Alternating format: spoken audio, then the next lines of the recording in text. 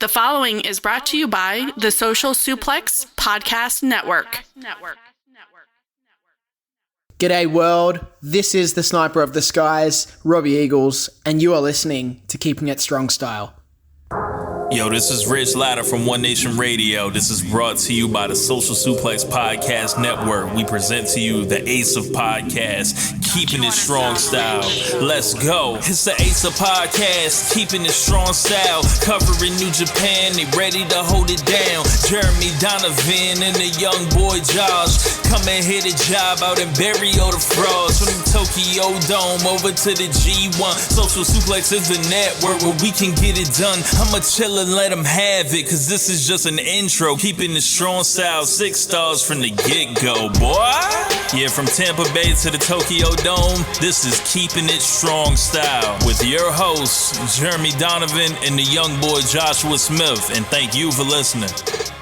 Welcome to Keeping It Strong Style, the Ace of Podcasts on the Social Suplex Podcast Network.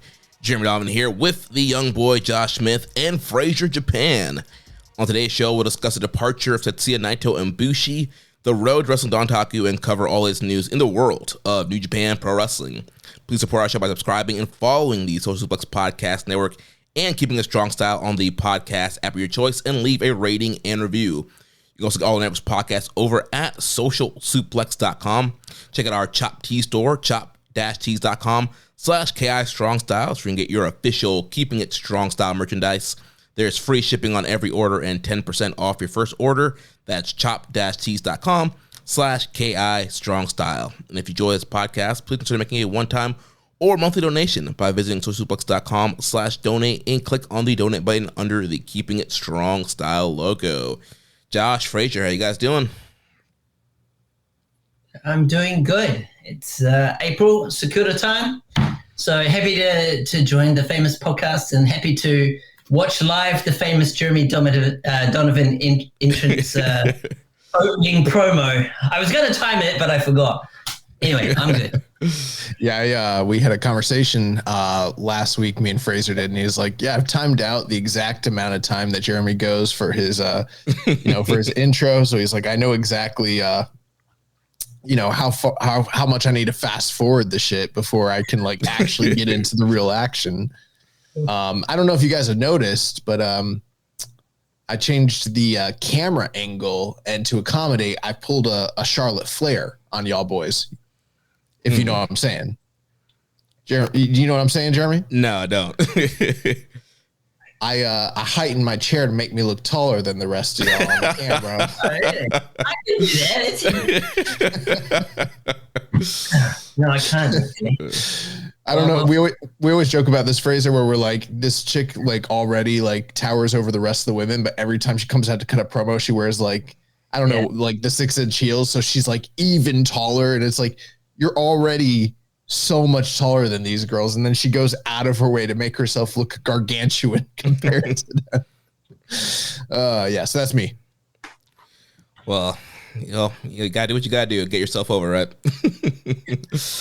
But Fraser, thanks so much for joining us on the show this morning. I know it's early in the morning over there in Japan for you, and every time we have a new guest on the show, we like to ask them a couple questions about how they got into New Japan. So first off, tell us, when did you start watching New Japan?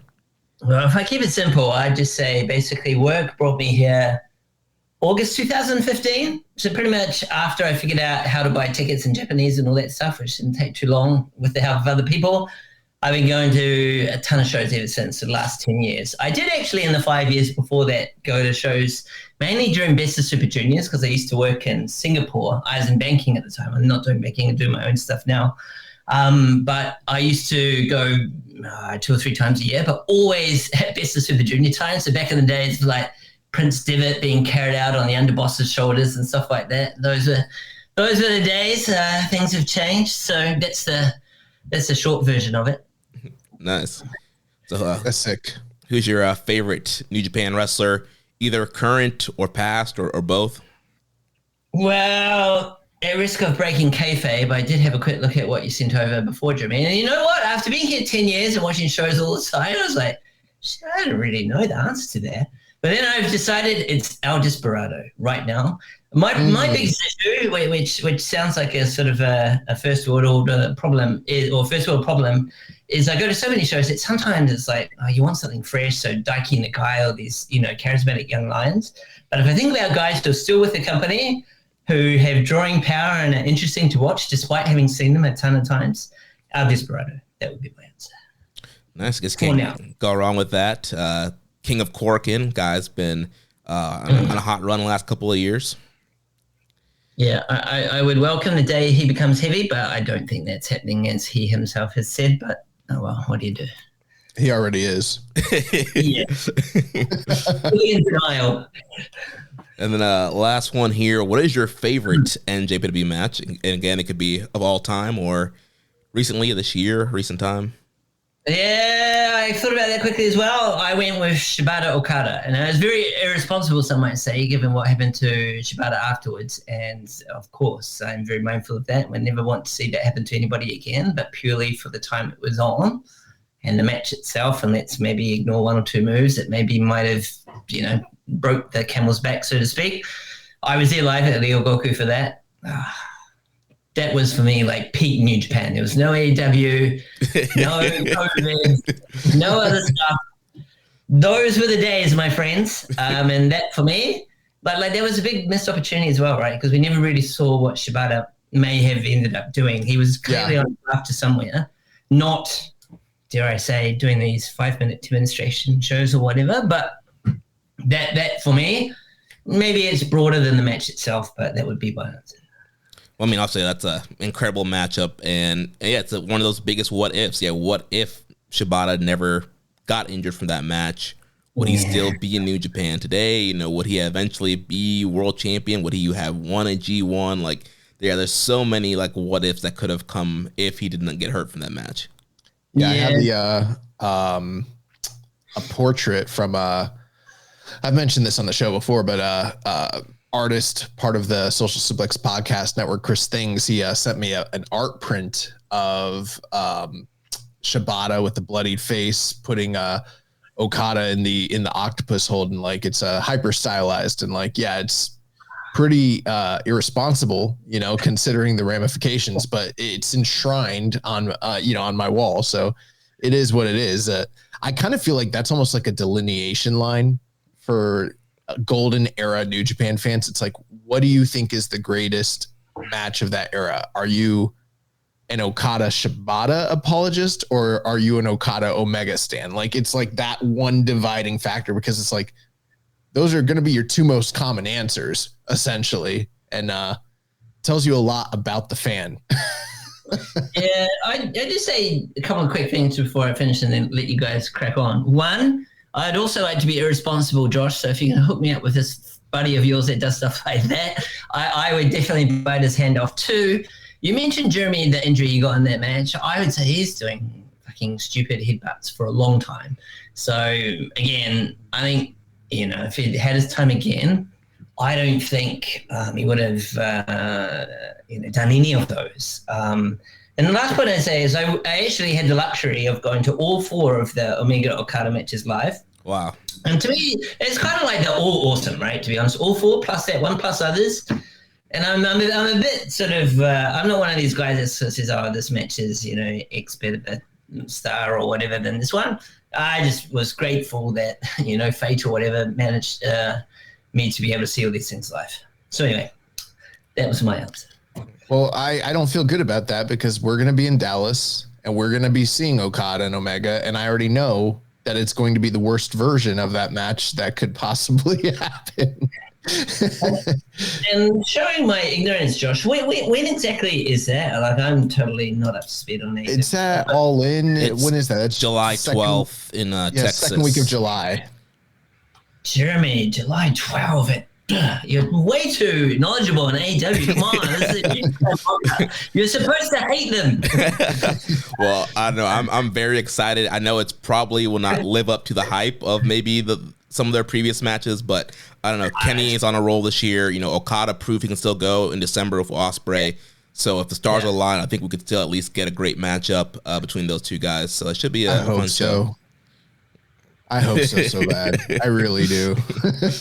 I'm only kidding, by the way. Each to their own when it comes to wrestling. I don't care who likes what. Enjoy wrestling. That's all that matters. Speaking of wrestling art, Chris thinks he just did all of the artwork for the Phil Schneider project for Way of the Blade 2, which is, I think it's the 100 bloodiest AEW matches in history. They like compiled a list, and it's like, this company has so many bloody matches in its 5-year history that they collected 100 of them and put them in a book. And he did all the art. And I already pre-ordered that, so that's pretty sick. And I'm looking forward to being able to see that when it comes out. It should be, I don't know, I got a thing from Pay Hips that it should be coming soon. So looking forward to that. Nice. Frazier, we did have another question for you from one of our listeners. Right. A Reddit user at Fecal Scoop says, how often you go to shows throughout Japan? Are there any venues you haven't been to that you'd like to go? Also, what favorite venue in Japan that isn't Korakuen or Tokyo Dome?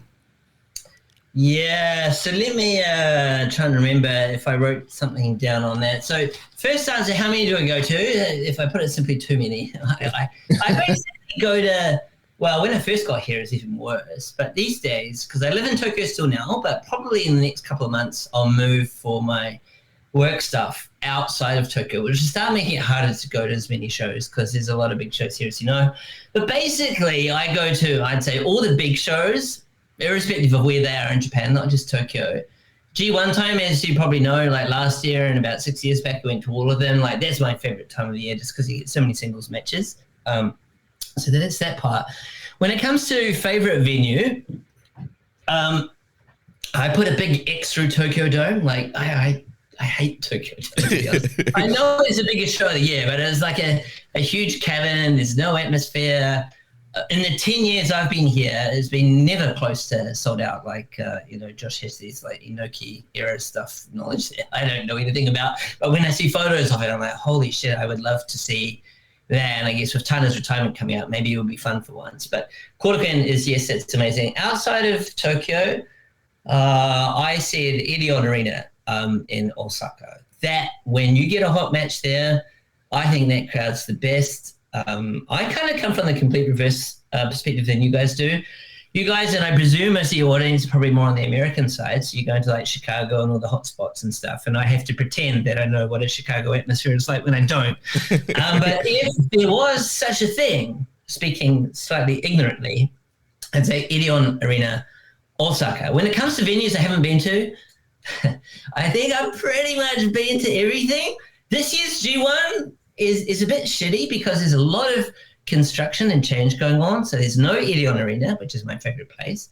No Ryogoku, because it's getting constructed. There's the Nagoya place, Dolphins Arena. That's also been bashed down. So there's a whole bunch of cool venues that are off there. The only cool one I've heard of that I haven't been to, which is actually on the current tour, is Saga Arena. That I think is new and supposed to be pretty cool. So that's my remaining residual default answer to that question. Saga Arena, which maybe. What about the stained glass window? Yeah, I always forget what that is. You been there? Yeah, that's KBS Hall in Kyoto. Yeah, KBS Hall. Yeah, KBS Hall in Kyoto, and they New Japan typically only run that like once a year, maybe during Fantastica Mania. And I went there once, and I was lucky that, because I got 4 sides to the seat, right? So if you're facing the ring and the stained glass is behind you, it's crappy. But I was lucky I had it straight on. That's magical place to go. But what I tend to find when you buy tickets for New Japan, especially if you're a fan club member like I am, it's a total lottery. So it's not like you can say, oh, hey, can I have like a front row seat with the stained glass in the background, please? So more often than not, you luck out. But that one definitely came to mind because it's purely artistically is very beautiful, and then the sort of the weird contrast of having this wrestling going on in front of it. Guys get on the top rope, you take a photo with stained glass in the background. Yeah, it's an amazing place to go. So if you guys ever come over, Fantastica Mania as a tour is probably not top of your list, but for venues, recommended. Nice. Well, let's jump into some news. So we had some pretty big news that came out the day after we recorded last week. We had a nice Winning City Riot review talking about, Tanahashi's last U.S. match. And then we were talking about Jeff Cobb leaving. And then, just a few hours after, we hit upload, everything's live. We get this crazy news in the middle of the morning that Tetsuya Naito BUSHI has left the company. One of the biggest departures in years. Yes, Tetsuya Naito and BUSHI both leaving New Japan Pro Wrestling. So I have the statements here that were posted on NJPW1972.com. So it says, for Naito, thank you for supporting New Japan Pro Wrestling. In recent weeks, conversations have been going on between New Japan Pro Wrestling and Tetsuya Naito regarding Naito's future wrestling activities. As a result of those conversations, both parties have mutually agreed not to renew Naito's contract with NJPW. Both parties have arrived at this decision after careful consideration and lengthy conversation. Naito's contract ends on the best of possible terms with NJPW, which joins fans in wishing Naito further success in any and all future endeavors. New Japan Pro Wrestling deeply apologizes to NJPW and Naito fans for any concerns this announcement may cause. Naito will make all of his scheduled appearances through the Dontaku series, including May 4th in Fukuoka, and looks forward to your ongoing support. Thank you for supporting New Japan Pro Wrestling. So then for BUSHI, it says, at his own request, after careful consultation, NJPW has come to terms with the departure of BUSHI following currently scheduled appearances ending on May 4th in Fukuoka. NJPW apologizes for any concern or disappointment caused by this announcement and joins fans in wishing BUSHI the very best in all of his future endeavors. And then we had some comments from the ace, the president, Hiroshi Tanahashi, saying, I'm sorry to deliver the news that surprised and saddened everyone today. I spoke with Naito yesterday. I told him that I wanted Naito, who loves New Japan, to stay in New Japan until the end, but his will was firm and I could not change it. He will be leaving the organization in a way that respects his wishes. Please support Naito and BUSHI for the rest of their careers. And then we had the Social Suplex newsletter that dropped this past week, and we had some updates in there in the Asia section of the newsletter. It says, after speaking to multiple sources this week, it seems that a combination of factors led to the decision, many of which are interlinked, even if they don't appear to be on the surface. Naito had been working on a tour-by-tour basis since February and was becoming increasingly frustrated with the lack of rest between tours and security as he continues to struggle with his growing physical ailments. He feels that he's been given his body to the company and not been fully rewarded in doing so. There have been also suggestions that New Japan were ready to move Naito in a more senior role, which he's not ready to do, and to the pay scale such a move would initiate. The Naito situation is not at all similar to the departure of Kazuchika Okada. He had no issues with putting over talent and has not made any false promises in regards to his future. There does not appear to be any blood over him leaving, like in a situation with an expectation that both parties will work together at some point in the future. One potential matchup this year that the door does not appear to be closed on is a potential matchup between Naito and Tanahashi as a part of his final road. There have been suggestions that plans for this match were already being made, but if it is to happen now, it will happen with Tetsuya Naito not under contract or affiliated with New Japan Pro Wrestling. And then as we jump to Tokyo Sports, this Wednesday's Tokyo Sports follow-up made that note that Naito gave his notice on April 3rd in the days immediately before Secure Genesis, where Naito and his tag team partner Hiromu dropped the titles to Jeff Cobb and Callum Newman, with Naito being pinned by the younger wrestler that is now set to face Hiroki Goto at Wrestling Dontaku on May 4th. And New Japan currently still owns the trademarks to LIJ in America, while CMLL owns the original Los Ingobernables trademark, meaning both likely be out of use in any venture Naito continues going forward.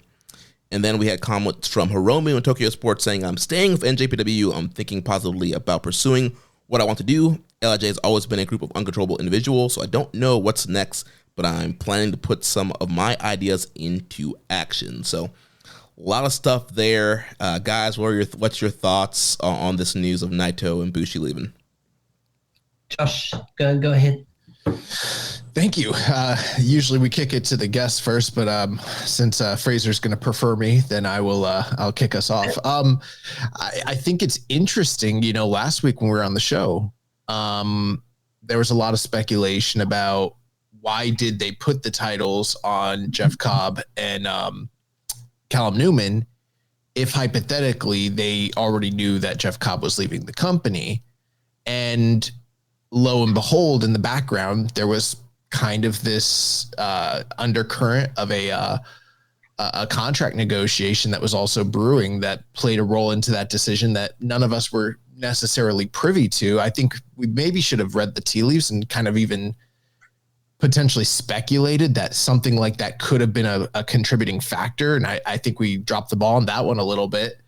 But I know, Jeremy, you put out some audio this week in the immediate aftermath. So you've already kind of gotten some of your thoughts onto, behind the Patreon paywall. So that's great. I hadn't really had a chance to speak on this yet. And I just wanted to take some time and kind of digest it. I know oftentimes big news like this breaks out. People want to be the first one to jump, give their hot takes. And I'm not saying that that's what you did, but that's usually the knee jerk reaction. I'm sure what you wrote is, Jeremy's the best. So it's probably extremely thoughtful and ahead of, and apt, but a lot of people, anytime anything happens that's major, they want to jump out there and get ahead of it. And for us, I'm like, it's kind of nice that we've got a whole week to let it play out, as the WWE fans say, and sort of see, what the end result of all this is going to be. I do think it's funny.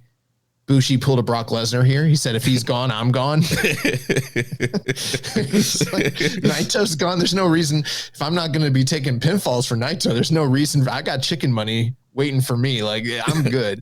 So, Bushi's gone. And I'm sure you guys will elaborate a lot more than I will on this, but Naito is pretty easily in my book from the last probably at least 12 years, the biggest draw in the company that the company's had over that time frame. From a merch sale standpoint, from a attendance and live gate standpoint, and just general eyes on the product, especially domestically, it's a big blow. It's not quite the same thing as when Okada left, but it's in some ways potentially even more impactful from a business standpoint. So, there's that to sort of think about. And then the last thing I wanted to mention, I know there was something else I wanted to talk about. Oh, yeah. So I do think it's interesting. We've been getting questions. No.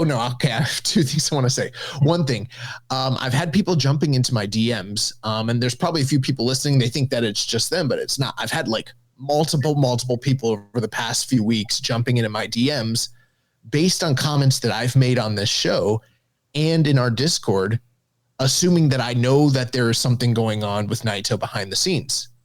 But I haven't known shit. I haven't talked to anybody. I just like to talk shit all the time. And they have almost like they've thought that I've been inferring, hidden meaning or like knowledge about the ongoings of like Naito's contract status. And what that tells me is I think that there's a lot more people who've known, like from the fandom, there's been rumors going on and people have been talking about this in a way that maybe even me and Jeremy didn't know about, because people are coming to me and like, what do you know? And I'm like, I don't know shit. If I knew it, I would probably just said it on the air like an idiot.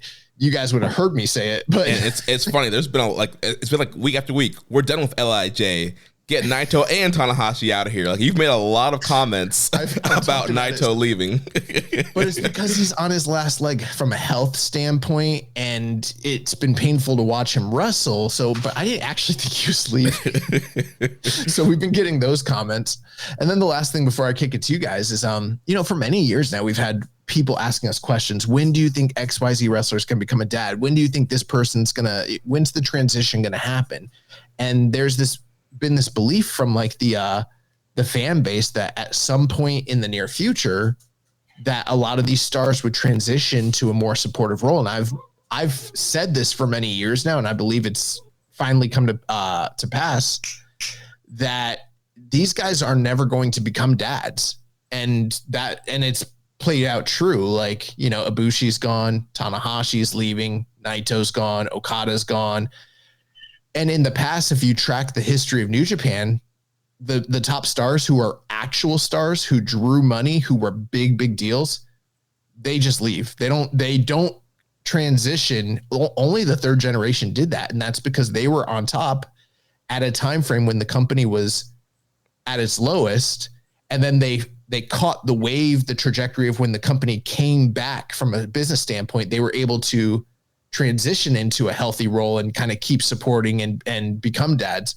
But like, you look at the old history of like New Japan, Like Muto never did that shit. Fujinami never did that shit. Like Hashimoto, like Kensuke Sasaki, these guys didn't stick around. They all still had, Tiger Mask. They all had options to continue to thrive and be top stars outside in other ventures and parlayed that into lucrative opportunities. And then at some point in the future, all eventually, like, Ricky Choshu and those guys, they all came back and assumed a more senior status.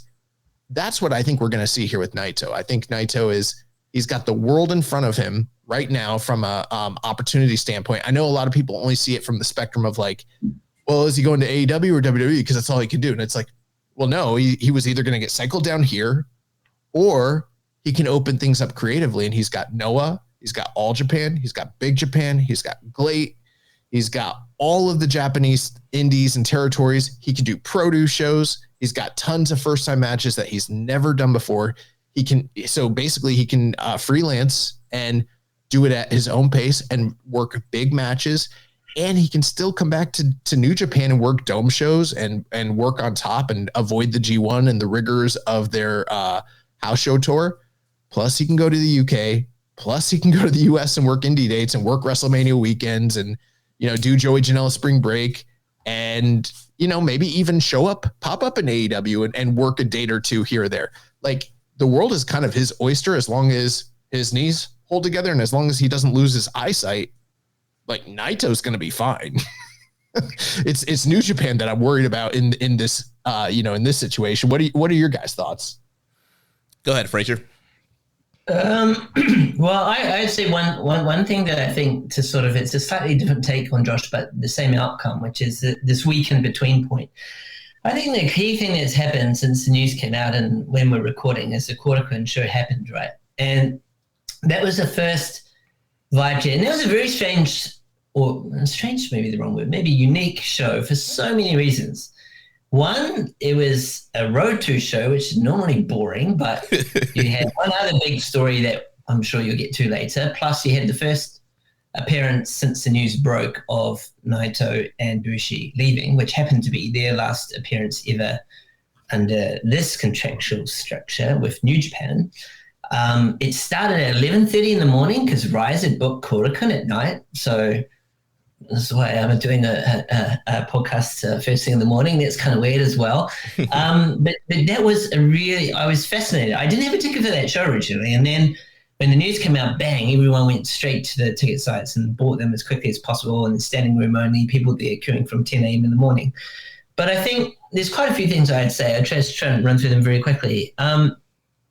The first thing I would say is for anyone listening and anyone who happens to be on this podcast who hasn't already done it, make sure you watch this week's backstage comments. The wrestlers themselves are not just the obvious candidates of Naito, Bushi, and their opponents, but every single wrestler talked about it.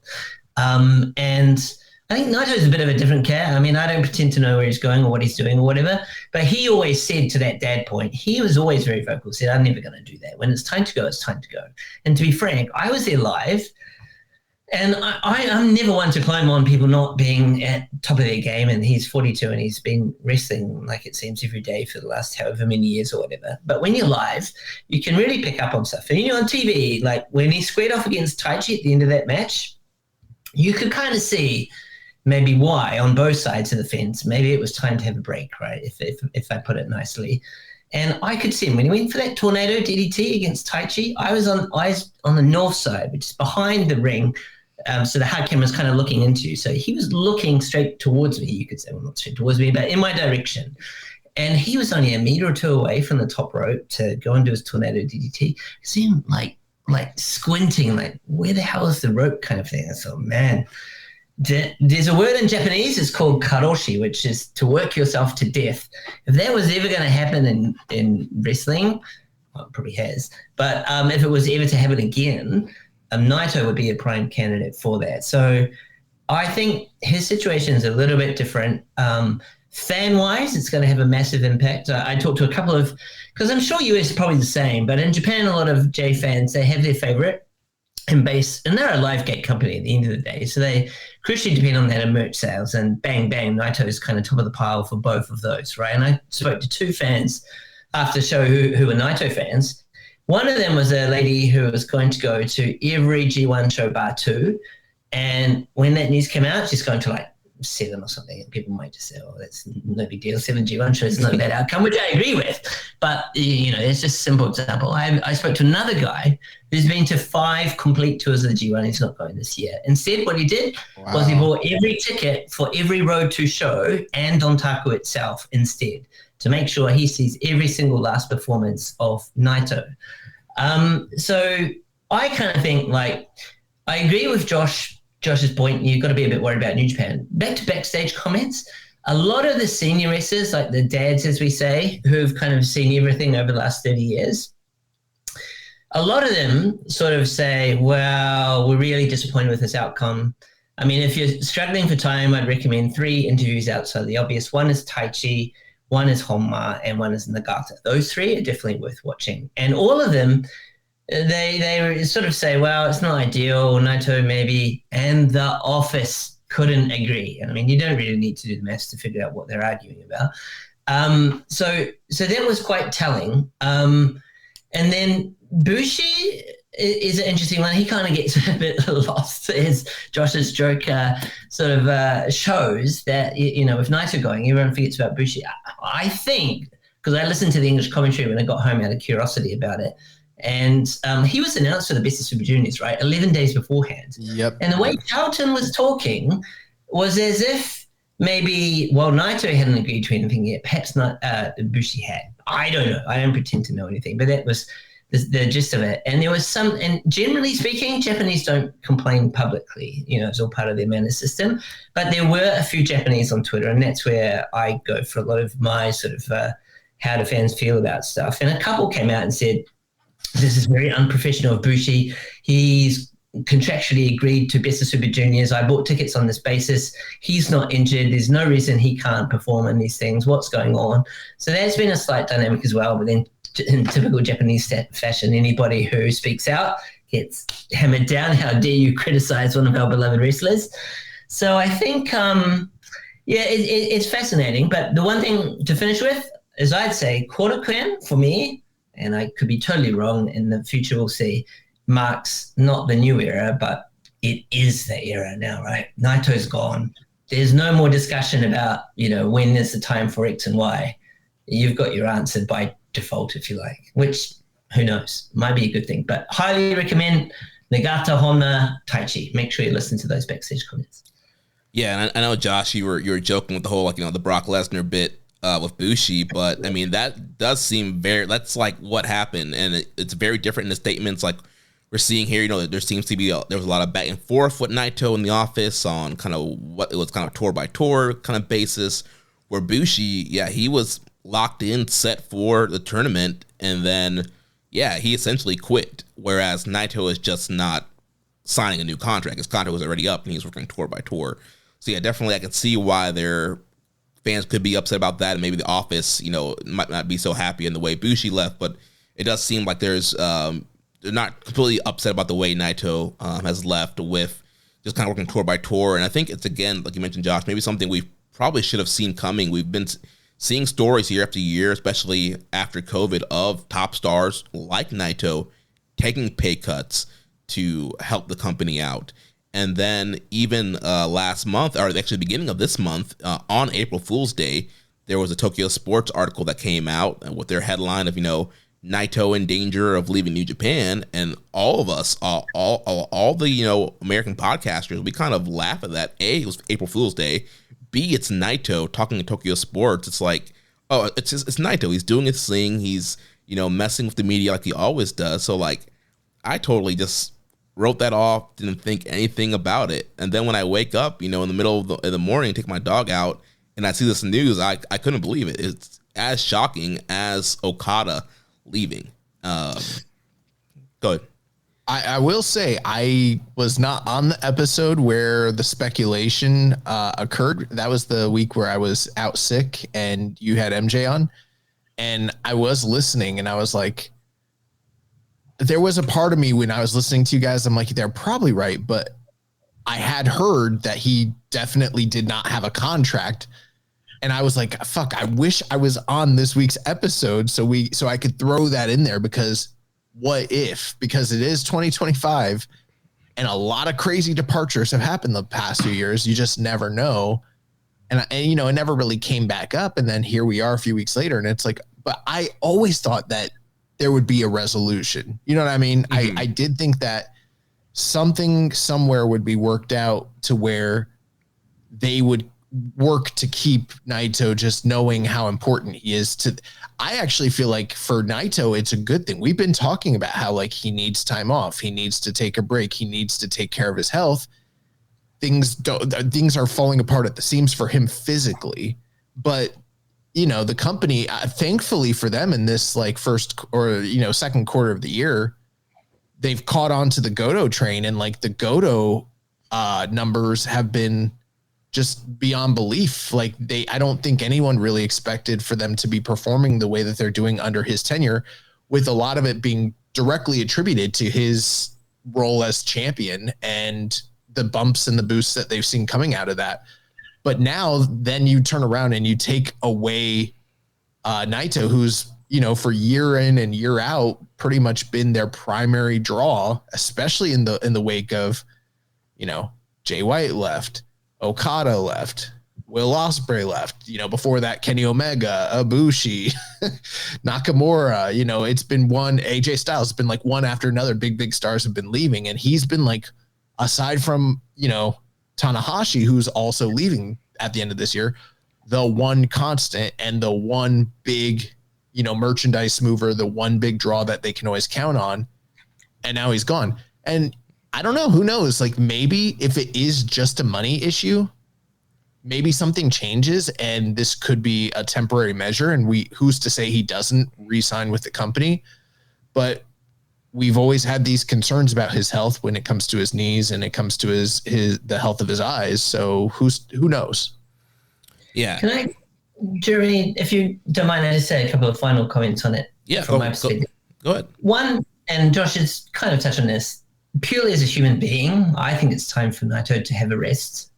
So I kind of hope, and I'm not, you know, good luck for him if he gets a huge contract somewhere else, if that's what he wants, by all means. But I would just say time to have a rest. My gut feel is, and I'm not doing any coded stuff here, is that Naito being Naito, I don't see him going off. All those names that rattled off before were guys that either WWE or AEW sent the bag to, so to speak, right? I could easily see Naito going in a different direction, which you could take positively or negatively from a New Japan perspective.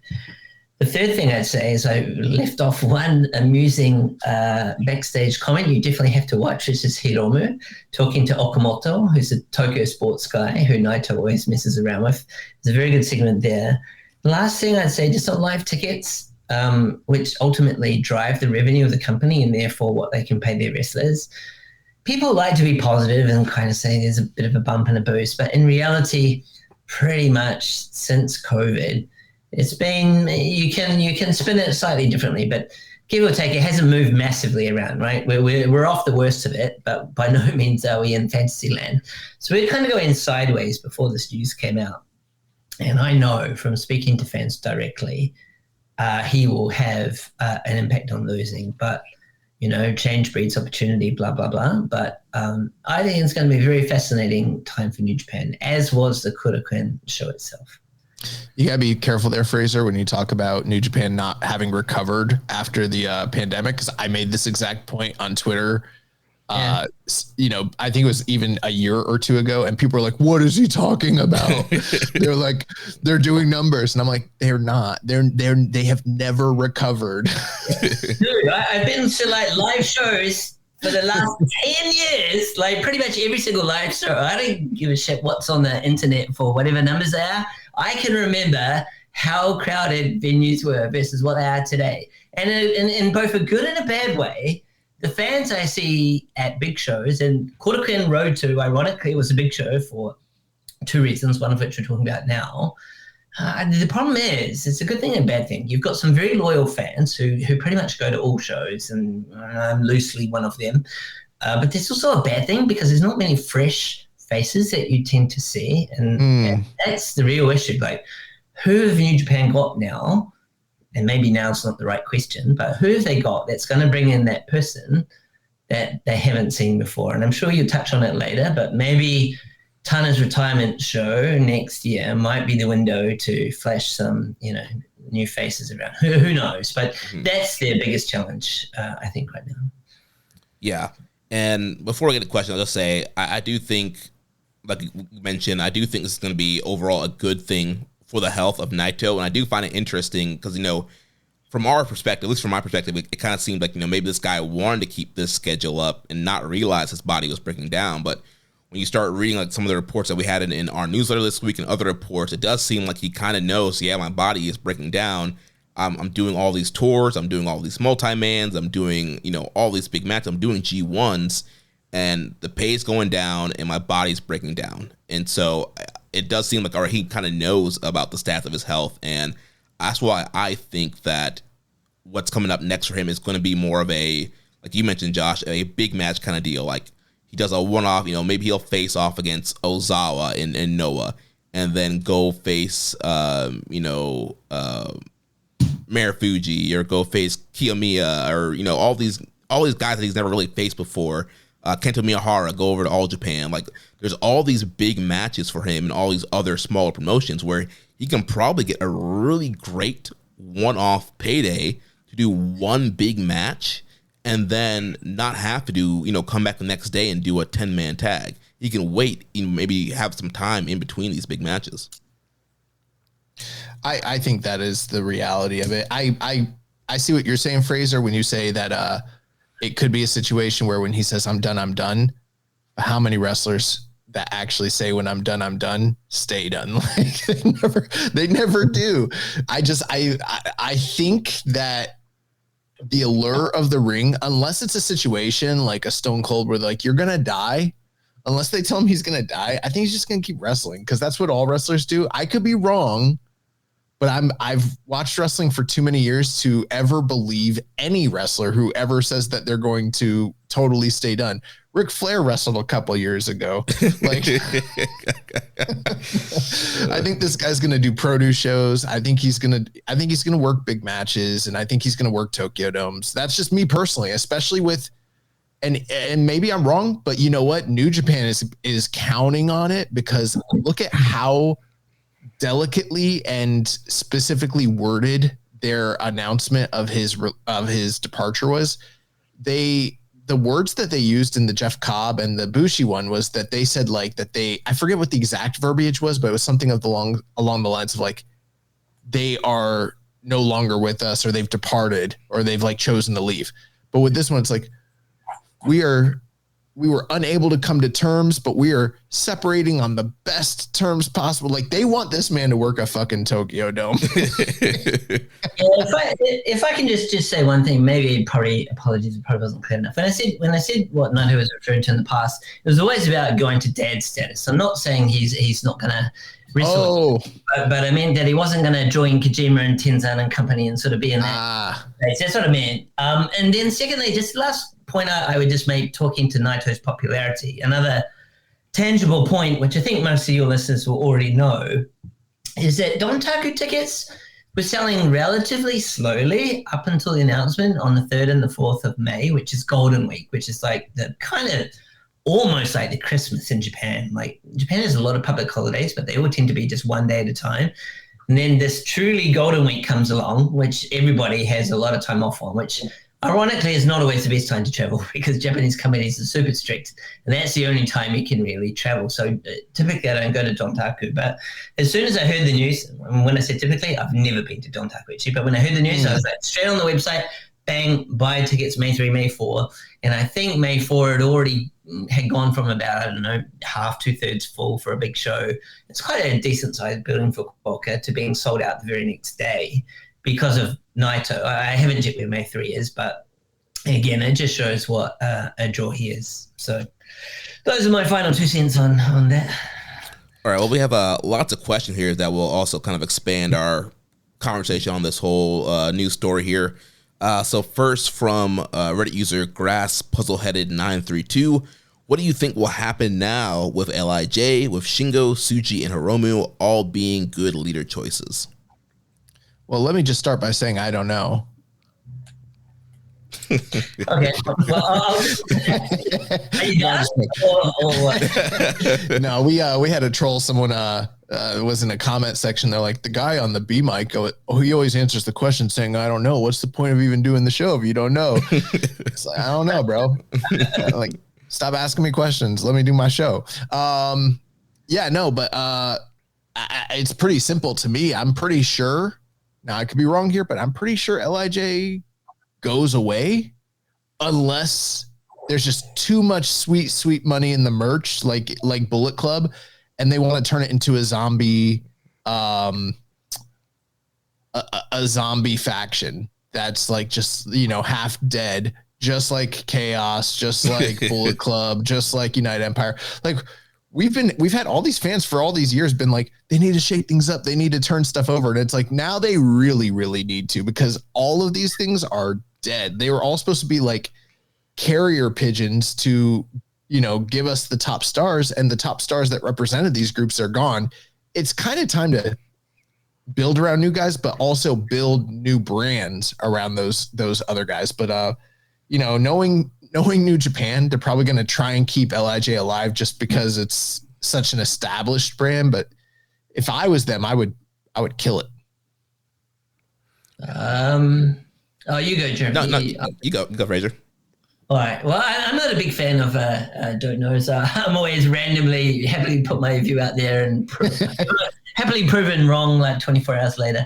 I mean, my guess is, and like the two of you, I don't actually know, but I am conflicted because I'm a fan, but I'm also a shareholder in Bushi Road. So I do quite often think about the business side of it a little bit more than maybe I should do. But I think the brand value, as Josh mentions, is too high for LIJ. And I did write down like all the factions we have, and like you say, there's so many dead ones now that there's not that many with good brand value, but LIJ definitely still does.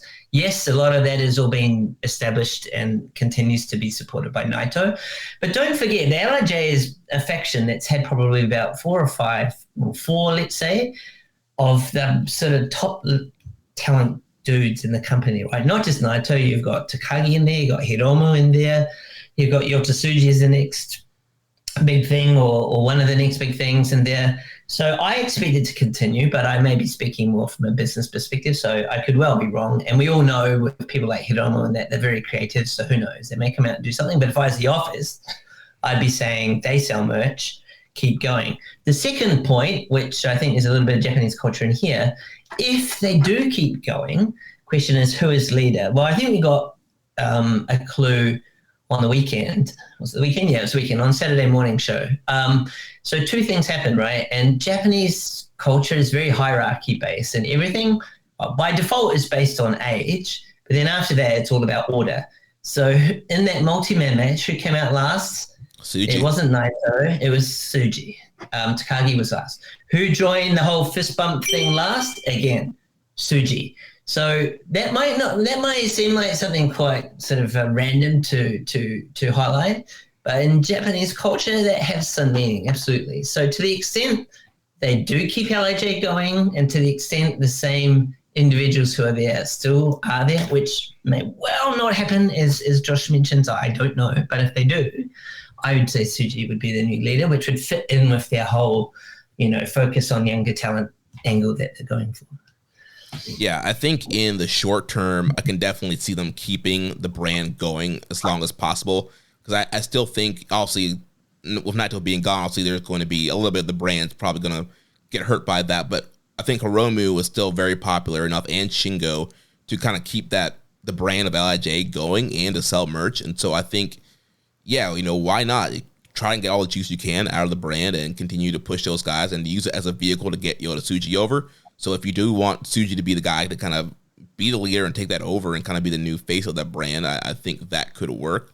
In the long term, would it be beneficial to maybe break all these guys up and try something new? And I mean, yeah, that would be more creatively fresh, but then you have to then establish a whole new set up factions and try and get those over and trying to build the cliche for those brands. And so it's kind of a risk and reward kind of thing. And so I think the short term reward right now is to keep the brand going, and then in the long term, see what you can do, split these guys up, kind of give them their own things, and maybe you can create some new brands. But I definitely see the value of keeping that, and I do see the value of kind of putting Yota Tsuji out in front. I could easily see them doing a thing of where there is quote unquote no leader, we're all the leader kind of thing. But then, like you were mentioning, Frazier, on screen, you can see who the leader is when you have Tsuji. He's the champion. He's coming out last. He's doing the fist bump last. He's cutting these show clothing promos. He's getting all these big opportunities at big spots. It seems very clear that, Tsuji is kind of the guy there angling or maybe kind of slowly pushing in front of that group. Yeah, and I would just make one last comment sort of in reverse about Naito's unselfishness, right? He's not one of these guys like some of the other dudes who've listed in the past. He's been more than happy to come out third of 5 for a long time now, right? He's not one of these guys that says, well, I built LIJ. How dare any younger or newer or better person than me come out last? He's been like that for ages, which I think just shows how unselfish and willing he is to sort of respect the cycle that is New Japan Pro Wrestling. And that was one of the comments I was going to say about the backstage comments. Nagata said, wrestling is cyclical. This shit happens, right? There are going to be good times. There are going to be bad times. But, down the track, we'll be good again. That was the gist of all the old guys' comments, basically. You guys sold me. It's fine. We can keep LIJ as long as someone comes out and cuts, a DX 2.0 led by Triple H sort of thing. And, this is the new blood, and you got to turn to the clique. You got to turn to family. Once they do that shit, then I'll be fine with it. It's okay. We can keep LIJ. It's fine. I'm tired of this flip flopping of yours, Josh. Like you're seeing so much out of space lately. Anyway. One thing though is like, I know everyone's talking about how giving Naito is in this situation, but I just want to point out, and it's not just him. None of these dudes put anyone over on the way. What do you mean? He got pinned by Cal Newman. Him getting pinned by Callum Newman was like when Inoki got pinned by Fujinami in the tag match. It's like, yeah, it's a job. It's not a real job. It's not the real kind. But it's not just him. And with him, it's a little different because it's contract negotiations. But it's like magically all that generation, all of them avoided having to put anybody over in a real.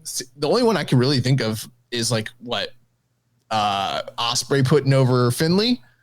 Like, there's a whole generation of Reiwa guys that never beat any of these dudes. These dudes all said, peace, we're going to go make some money. We're going to leave. And, you got a whole generation of young dudes that like, yeah, we wrestled them, but like Yota Tsuji never beat Naito. Okan did. Naito. Okan don't count. Okan beat him early and he got his ass beat so many times. Like, he's in the mud at this point. It's done. But like, yeah, nobody got that rub off Naito. And if what we're pointing to is Callum Newman, like, I like Callum Newman, but like, I don't project Callum Newman to be the face of this company, 10 years from now. Like, Uemura did not beat Naito. I could say one last thing if I can, because Josh's comments prompted a thought I had, is that whenever news like this breaks, people in Japan rush to buy tickets for whatever is the last show, right? I had a massively disappointing experience going all the way to bloody Sapporo in February last year to see Okada in the 10-man in match 2 or whatever it was, just messing around. And you've got a similar booking kind of pattern for Naito in Fukuoka for Dontaku. I think he's in like multi-mans, like 8 or 6-man or something like that. So what I would have liked to have seen, and maybe it's got something to do with putting people over, I don't know, to be honest, but maybe just booking-wise, why don't you make his last match, in Fukuoka really special? To be honest, I don't really care if he wins or he loses, but make it exciting. Don't have it middle of the card. And I could tell, and you see it on backstage comments and in the ring, Taichi is super hardcore angling for like a real match against Naito on his way out. If I was the office, I'd book that. Maybe they would just say, oh, who cares now? We've sold all the tickets to the show, so it doesn't really matter. But that, as a fan now I'm talking, again, that's kind of a little bit disappointing for me. But Shogun. Yeah. How disappointing has it been when we've seen guys go out in tag matches like, Okada, like Nakamura, where it's like, at least with Okada, they did do some special matches on the way out, but like some of these send-offs, I don't know, like especially with Naito in particular, I think it would be a good opportunity. It doesn't matter who it is. Like, you probably should go out on some sort of singles match, or some sort of very significant singles match. Also, last thing I'll throw out there, the fact that he just beat Hiromu and Hiromu's not going to beat him back, that fucking sucks. Well, and maybe one of the reasons they're not doing it, like you were saying earlier, Josh, like they're hoping this guy comes back. So why, do all these crazy, last time matches and something special when it's like, we're hoping that he comes back for a Tokyo Dome. He comes back for a Dominion. We'll give him his special matches when he comes back. Like, we're going to keep the ball rolling. And then when he comes back in a few months, we'll do the big, Uemura match. Tomorrow's not promised, Jeremy. Tell them that. Don't know. We don't know. I'm just saying, that's what I'm guessing as to why they're probably not doing something big there. You could be onto a new moniker there, Josh. Like, just the whole young boy stuff. You could be, I don't know, Josh Smith, right?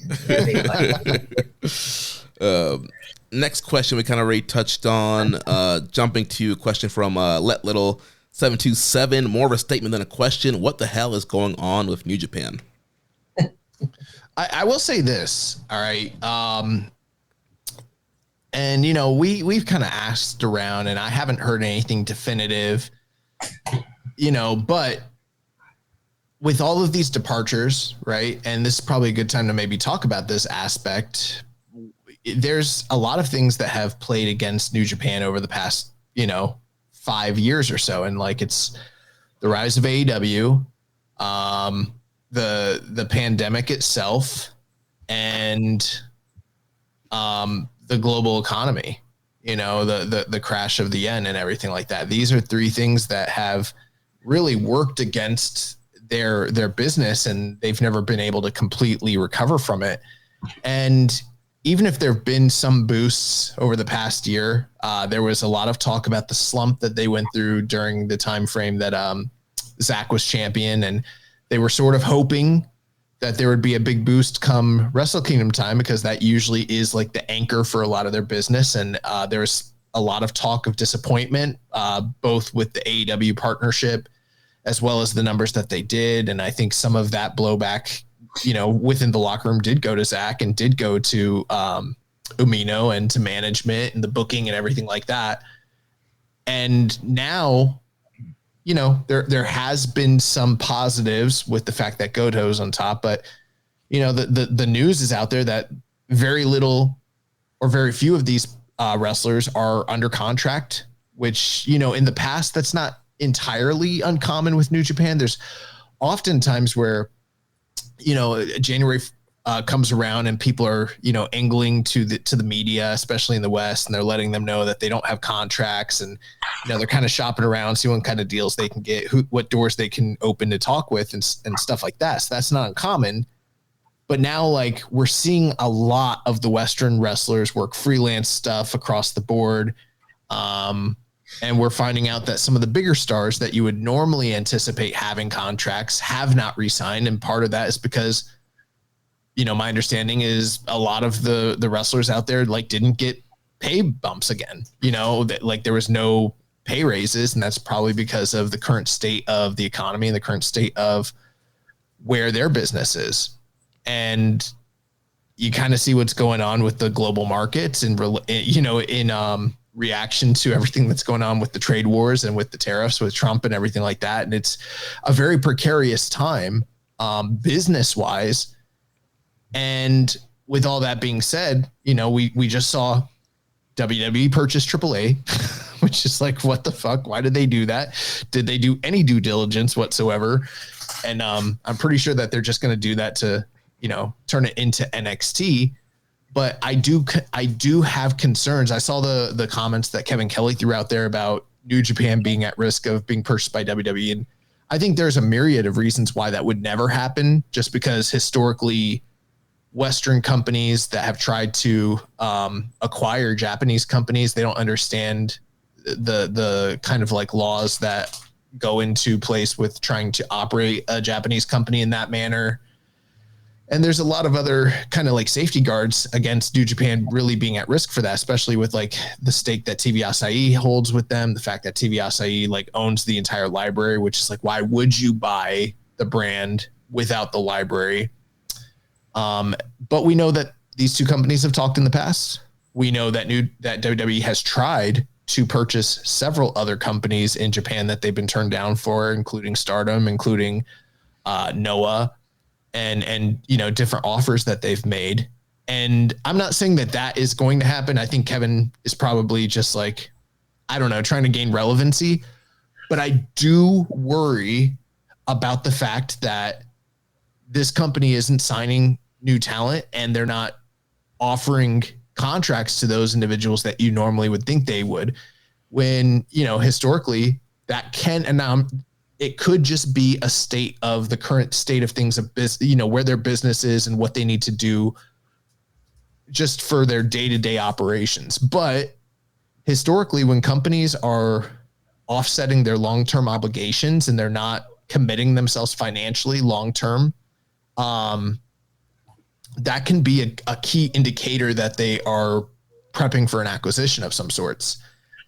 I'm not saying that that's the case, but you do have to wonder, like, with them not getting Naito back, you know, and everything that's going on business-wise, could this actually be a real situation?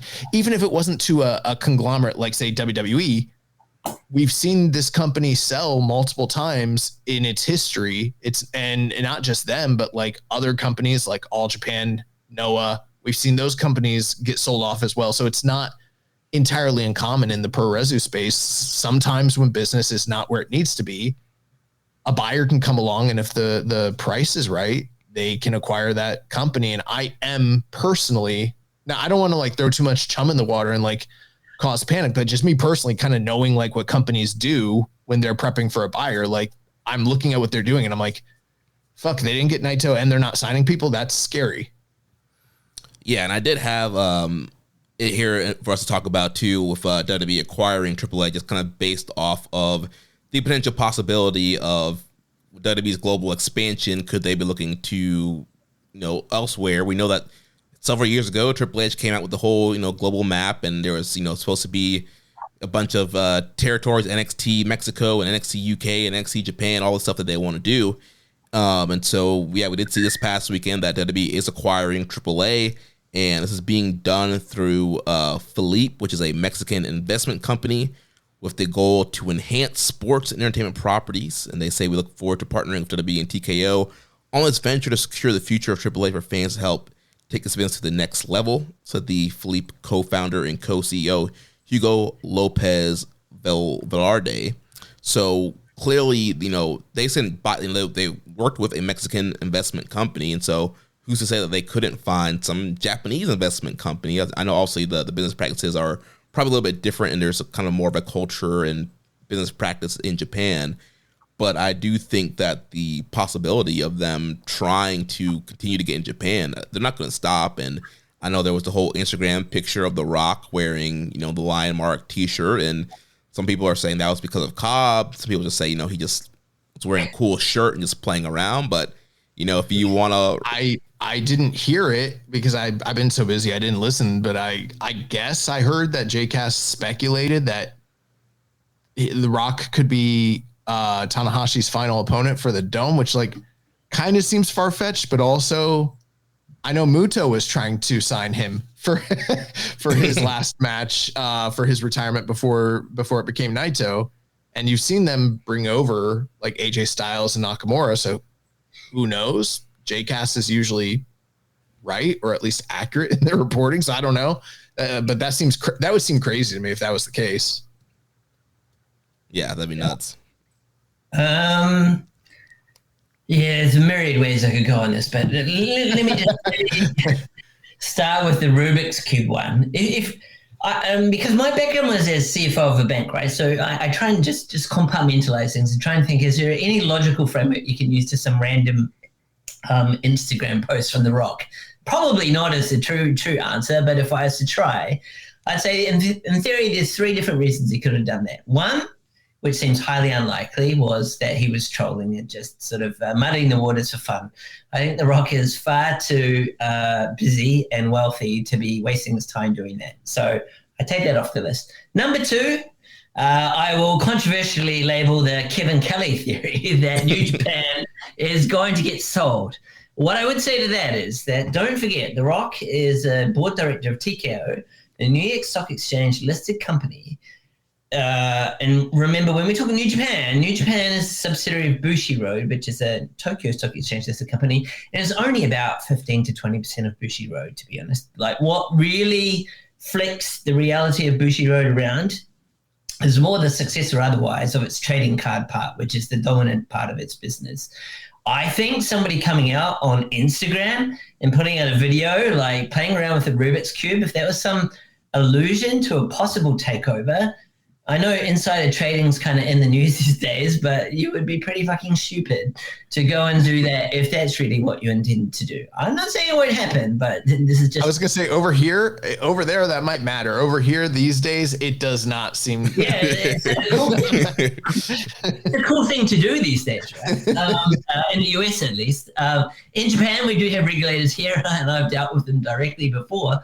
They are not so into that kind of thing. So that leaves number 3, which would be Angle. And that's what I feel this is going to most likely be. I mean, if it is that one, and Jay Cast's having some fun, I think that they know a little bit, and who knows whether that will be what happens. And they're not really saying anything direct. They're talking in sort of riddles a little bit. So I'm not really sure what they're saying, but my sense is it will be an Angle. I personally think there's a delicate balance here.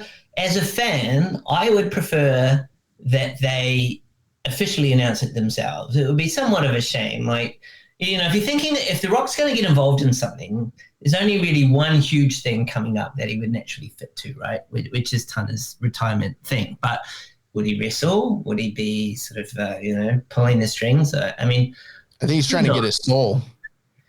Yeah. Well, but there's a couple of things in there, right? One is that I really hope New Japan do a good job of keeping this a secret until it's time to let everyone know at Dominion or whatever it is. But as a shareholder, if I speak for a second, I would want, and as a fan to be fair, I would want the Dome as full as possible on January 4th. And like last year, I was kind of pissed that Hiroshi Naito got finally confirmed at the end of World Tag League, like late December or something. So hombres, people don't in Japan book a flight, 2 weeks before because suddenly there's this match which is a draw, which you've decided to announce way beforehand. Because as a fan club member, you get an email asking for a ridiculous amount of yen, which gets charged to your credit card in June or July, when you've got no idea what the hell's going to happen. But this year, whatever they decide to do, and I would imagine it links to the Rock's Rubik Cube somehow, you would think that it would be better to confirm whatever that's going to happen to be as early as you can. Because if it is something special, then you should be telling people as early as possible. So not just people in Japan, but people like yourselves and your listeners over in the US who might think, I want to come over for something special. I mean, Tana retiring by itself is already special. But to have it against somebody you think fits the bill, and again, it could be anyone, you should get that news out there as soon as you can by yourselves so that people can then go off and buy their tickets. The other thing, and the last thing I'd say is it's April 2025, right? We're talking about a January 2026 match. So even if you had a cool idea, there's 9 months ago, injuries can happen, other things can happen. So even the most cool of plans that may be in place now might not come to fruition, even with the best of intentions. So I think that's the last point I'd say on there. I can bang on about Bushi Road and market turmoil and all that later if you like. But what I'd say as far as the Rubik's Cube part of it goes. Yeah. Next question comes from Diego Def Rider Garcia. Says 5 matches for Naito outside of NJPW, but inside Japan. I mean, I started a list and I saw that and I was like, that's a great that's a great thing. And I started to list some, and you already listed some of them earlier, Jeremy. And I'm like, I was like, I could think of way more than just 5 because of how insulated Naito has been over the years and how few crossover matches he's had with other Japanese wrestlers. There's just so many. Like, I got easily 10, but I think I could easily go like 15, just depending on how speculative you wanted to go with things. But the first one I have is Konosuke Takeshita, which is a little bit cheating, but they've never wrestled, but in DDT. So you could always do that. Mm-hmm. You got Kento Miyahara in All Japan. You got Yamato, longtime stalwart of Dragon Gate. Yuma Unzai, Ozawa Noah, him and Nakajima, never wrestled in a singles match, Yuki Ueno, Kaito Kiyomiya, him and Marufuji have never locked it up. And, for shits and giggles, Takuya Nomura. That's 10 right there. All big matches, from varying degrees depending on their fan bases from all over the Japanese wrestling world. And I'm sure there's way more than I've listed here that if he's up for it and active and wants to, do those types of matches, then it's on the table. Let's get him in there with Daisuke Sakamoto, get him to Big Japan. Let's get him a death match with Jun Kasai. That's another one. There's a lot. Yeah, there's a lot of cool options out there for him. Shuji Ishikawa's out there. Yuji Okabayashi. Like, there's a lot of... He's never wrestled Jun Akiyama. He could wrestle the sex doll. He could wrestle the panda. There's a lot of shit.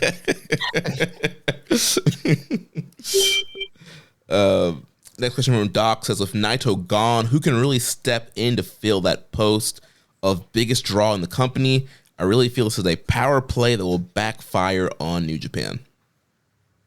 I don't think it's a power play. I just think it's where everybody's at.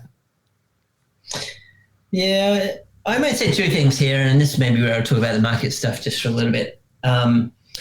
So maybe to answer the first one, I've got a more random answer, but I think I'm kind of dreaming in terms of this is something I'd like to see happen, but contractually, at least 100% of the time it can't. In a perfect world, Takeshita would be in New Japan more than 1/3 of the time. And I kind of wonder, there's one bit of news that came out during the week, which is pretty random, but may have no meaning whatsoever. I don't know. But there's that DDT announcement that Yano is going to do a one match card event with DDT, right? And they're supposedly the second of 3 that have ownership rights over Takeshita. And everything I heard last year was that when he was on the G1, he absolutely loved it, right? Like back to real wrestling and real sort of hardcore tour of the country stuff and all that kind of stuff. And I think, again, I've been here 10 years and maybe it's just my personal bias, but I enjoyed that period of time. So in my dream world, Takeshita would be your ace if you can somehow contractually get there. It won't probably happen, but if Tony Khan ever woke up one day and said, you know what, maybe I've taken quite a bit of New Japan's talent, it's time to give one back the other way to help him out, that would be the one, but it's probably not going to happen. But anyway, then the second point I'd just say on power play, I agree with Josh. I think this is cost-based, and I'm pretty active in markets, and I own Bushiroad stock for better or for worse. But if you track the stock chart of Bushiroad, basically since it's listed, there is a period up until, well, just to jump in for 1 second, say New Japan's 2 biggest problems, Josh touched on them earlier. One, 2019, the creation of AEW, and we've seen what's happened with all our top names since then. And then that was just that impact of that just got amplified by the pandemic kicking in a year later, right? And things have never quite been the same for New Japan since. You can talk about whatever reference point you want, but we are now not in a golden era, whatever metric you want to use. If you look at the stock price of Bushiroad, keep remembering New Japan is only like 15 to 20% of Bushiroad, right? They're not one and the same thing. Bushiroad's fortunes much more depend on the trading card game. And if you look at the stock chart from the last 5 years, there's a big crash in the summer of 2023. And I can't tell if it was a joke or serious, but there was some commentary out there that like Chase Owens pinned Tanahashi and then the Bushiroad stock price tanked, which is clearly not the case. That's what happened. Yeah, absolutely. There's 100% correlation between Chase Owens' outcomes and price. But no, in all seriousness, what happened there was that Bushiroad as a company is more of a trading card physical game type thing, right? So back 10 years ago when I first came to Japan, you would get on train platforms to be a Bushiroad like stand, and you can go and buy whatever random manga stuff that Great Okana and all those guys are into and get your trading cards there. But like as time has gone on and everything's become more digitalized, the idea was that you don't do that anymore. You make mobile app games and stuff, and that's what they screwed up on. They spent a ton of money on that. Maybe the company's a little bit old. Kanani and Co are old, and long story short, they spent all that money, released the games, and nobody cared, right? Nobody bought anything, and they had to write off a ton of money. So that's why if you get out a chart of Bushiroad, there's a massive spike down in the summer of 2023. And ever since, they've been in trouble where their share price has been wallowing all the way down. But this year, it's up almost 40% since the beginning of the year, which might surprise quite a bit of people. So the current price, I'm looking at the screen right now as I talk to you, is 550 yen. The lowest point it ever got to was 260 yen. So maybe just jumping ahead now to say, well, what about all this Trump turmoil stuff? Is this good? Is this bad? I would say it's a mix, and I could get into a whole bunch of complex stuff, but I'll keep it simple. And I'm not political, by the way. I have not voted for like 20 years. I'm not an American citizen. I don't care red or blue. All I care about is what I think the markets are going to do next, right? And all you care about is the green. I don't care about anything else. No, I care about many things. But anyway, two things. One, more generally, given that Trump has been pretty random, if I was to be kind, in the last month or so, and in the market's term, there's all sorts of complex stuff you can talk about. But basically, in short, global investors and trade partners are kind of running away from the US at the moment because they're like, we don't trust you guys. Every day something else comes out, right? No offense, Jeremy or Josh, as US citizens. I'm a neutral New Zealander from a small island sitting in Japan, so I'm not having a bash at anyone. But what has that done to the markets? There's two things, I think, for New Japan to be considering. The first one is a positive. So what's happened, like one of the favorite things that wrestling fans talk about, informed or otherwise, is the yen is down, right? That's the classic case. Everyone says, well, there's some truth to that, which is foreign wrestlers coming from the US, getting paid in yen, paying bills back home in US dollars. And if the yen is weak, that's not a good situation to be in. Well, year to date, the yen has strengthened by more than 10% against the US dollar. So it started off about, let's call it about 155, 160. It's now 140. And with 140 being lower means the yen is stronger. So for US wrestlers, getting paid in yen is a better thing. So that is a positive. As far as the yen goes, it does mean for you guys turning up to US shows, that promotion might be less excited about the US dollars you are paying or not paying, maybe as official press media or whatever you guys are. But the poor fans that do actually have to pay, their dollars are worth less than yen. And I would say, importantly, and I'm not Nostradamus here, but all the market sort of commentary tends to suggest this isn't like a 10% move that's going to stop soon. It's going to keep going. And one story I'd share with you, which I think is quite important, is back in my CFO days, I was working in a bank and I spoke to the head of the FX trading department. He told me, this is a long, long time ago, but he told me, Fraser, I've been trading for however many years it is. And he said the so-called fair value or the normal average value of yen US is 100. So we're still like 40 away from that, right? So if you get back to that stage, I think I have a few wrestlers saying, oh, it's not so bad to get paid in yen anymore. And if things stay as unstable as they are, and I can't see this lasting forever, certainly not beyond 4 years at least, and maybe shorter than that, we might see things turn around a bit for the Japan perspective. But the last point that worries me maybe more, coming back to New Japan specifically, is part of the Bushiroad picture. So Bushiroad have been tough on costs because of those digital game problems, right? That's why I think wrestlers that are unhappy, rightly so, about what they're getting paid, is that when you look at how all this market turmoil has affected things, you could say US is crashing. The rest of the world is definitely not crashing by nearly as much. But when it comes to individual sectors that are affected, the biggest one is so-called consumer discretionary.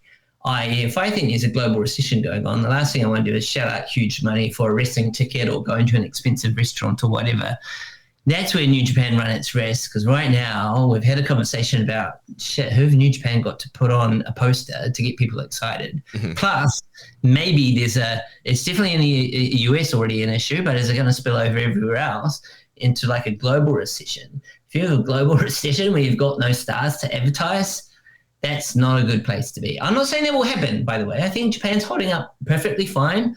Again, the Bushi Road stock price right now is more than double what it was at its lowest point. So it's $550 right now. And US, just take the example of last night, US got smashed last night. And today we wake up here in Japan and like the Bushi Road stock price, as I look at it now, is moved by less than 1%. So wow, there's a decoupling there going on at the moment. But yeah, that would be my overall take on where we are in terms of what the markets mean for New Japan right now. But as you guys are fully aware, there's a new headline every day. So by the time you release it in 2 hours, who knows? Like maybe the story has changed. Yeah, that's super great insight to get, because I know we always kind of joke about the yen being down and what is the strength of the yen. And so yeah, I love having a Bushi Road stockholder and somebody like you that's living in Japan and is following the trends in the yen and the stock. It's great to get that insight. Yeah, just one last thing I'd say, but to you guys and to listeners though as well, is that if anyone's ever confused or has a question or whatever, by all means DM, right? I don't promise you that I'll answer you straight away, but I'm quite interested to understand what people think from both a local perspective and a foreign perspective. I talk to a lot of local fans and stuff like that. So anytime you want to know, please ask. And if I'm ever talking stuff that is complex for a lot of people, because some people never trade shares or don't really follow all this market stuff, and I'm talking gibberish, by all means, at Fraser Japan's the handle. You can just send me a DM and I'll happily answer any questions anybody has. I'm not professing to be 100% right all of the time, but yeah, that's my take on where things are at. Nice. And I totally agree with you too on it'd be great to get Takeshita as a guy to, lead the company and fill in for all these top stars that we lost over the last several years. I think he'd be a great guy. We kind of have one foot in the door with him, with having some kind of contract on him. But if he does continue to fall in love with New Japan, maybe he will want to stay there more. And I think it'd be a great guy to do that. As far as we need America to crash and for Japan to rise. So he will go back to Japan and be incentivized to go work for New Japan. Well, you kind of joke there, Josh, but in a way, that is kind of what needs to happen. Well, is happening a little bit. At least on the US side, there's a bit of stuff going on. Japan is by no means, as people know, bouncing along nicely. But I'll give you the simple analogy of just literally the last 12 or 24 hours. So Dow Jones crashed massively last night by about 1,000 points, which is, I don't know, a big number, let's say, keeping it simple. You wake up in Japan, you think, oh shit, like Japan's going to do exactly the same thing. No, Japan barely moved. Things are a little bit complicated today because there's Easter and Japan doesn't observe it, blah, blah, blah. But, I think comparatively speaking, at least put it like that, I think, life in Japan right now might feel a little bit more stable and comfortable than perhaps the US might be. Again, I'm not being political here at all. I'm purely... I think he's going to be okay because he's got a billionaire with money in the Caymans that's never going to be affected by any of this shit. He's never going to run out of money. Yeah. Takeshi's okay on that front, which is a good thing though, right? Because if he's not incentivized by money as much as others are, and he cares more about the art form, let's say, I don't know his contentious thing, but I don't put it out of the park. But Josh, what's your answer to who saves New Japan?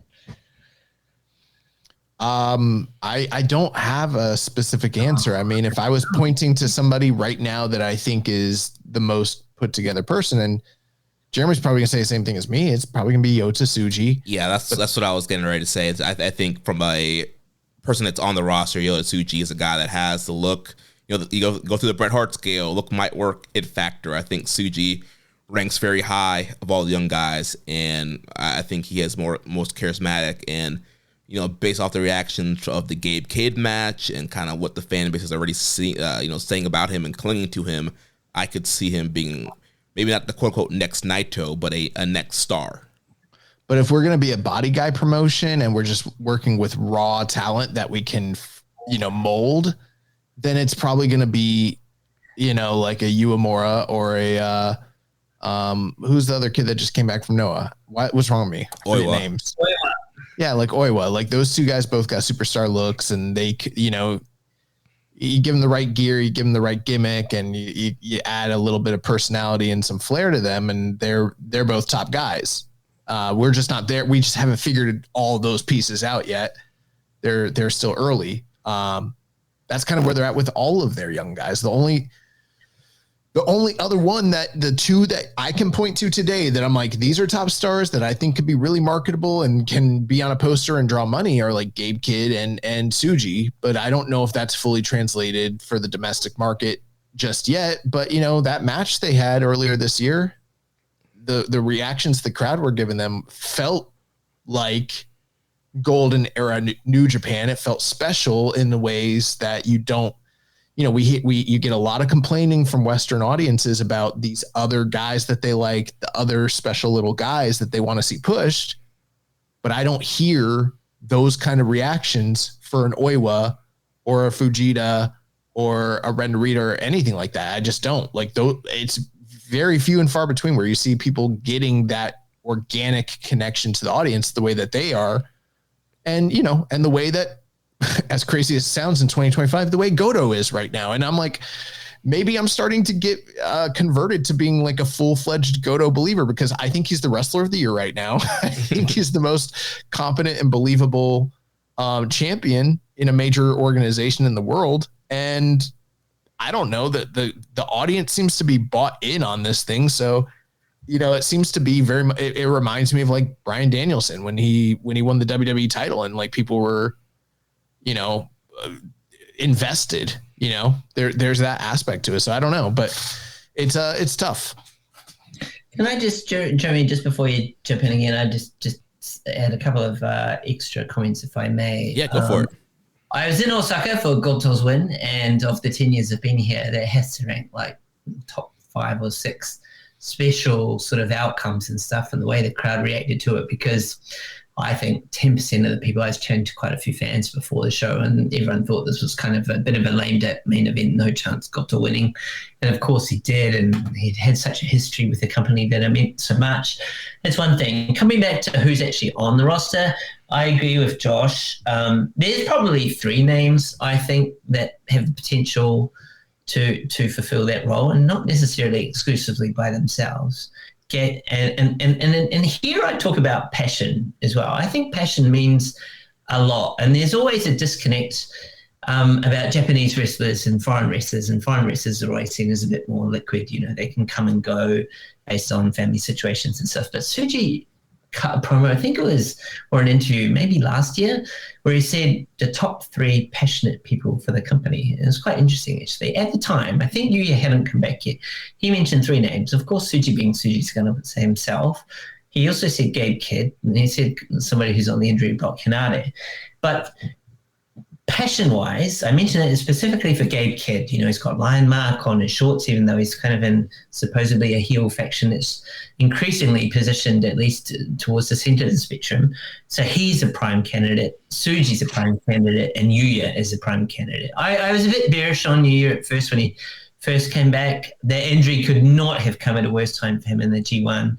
He was really on fire and stuff. So if I put my Takeshita dream aside for a second, I'd say it's one or more of those 3 right now. Oiwa, for me, I don't know. I haven't seen that much of him since he's come back, and I think it's really a packaging and presentation point. But at the moment, at least for me, it feels like he's a little bit lost in the shuffle a bit. Like, exactly what is his presentation? I'd heard a lot of noise about him while he wasn't Noah. I don't profess to have watched any of that, so I don't really know, but that all sounded very positive.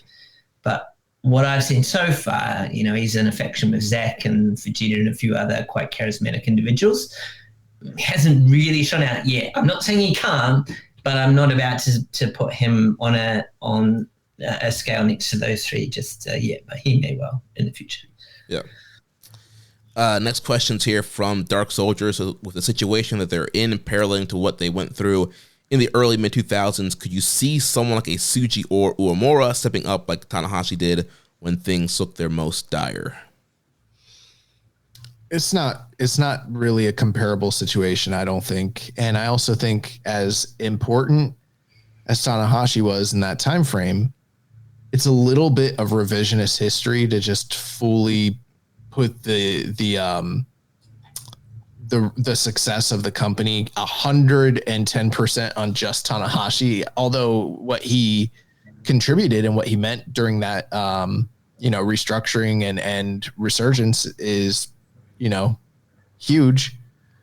There were a lot of factors at play as to why the business took a downturn and why it came back, and they're not really that comparable to the situation that New Japan's in 2025. They're totally different. Yeah, and I think too, Tanahashi had a lot of good dance partners also along the way to kind of help with that rise also. I'll say this, though. This is the last thing I will say. And regardless of whether the situation is better, worse, different, whatever, wrestling is wrestling. And at the end of the day, wrestling is a star-driven business. And every boom period of any wrestling company's business, it's always based on 1, 2, or 3 primary, stars that they can promote. And that is, I guess, the gist of what that question is. Like, who is going to be that marketable star? And it's not always easy to predict what is going to endear someone to the audience. Part of the reason why I said Oiwa and Uemura is like, I don't know that it will be them. I'm just like, they look good. There's a company where looks really matter, especially to the women.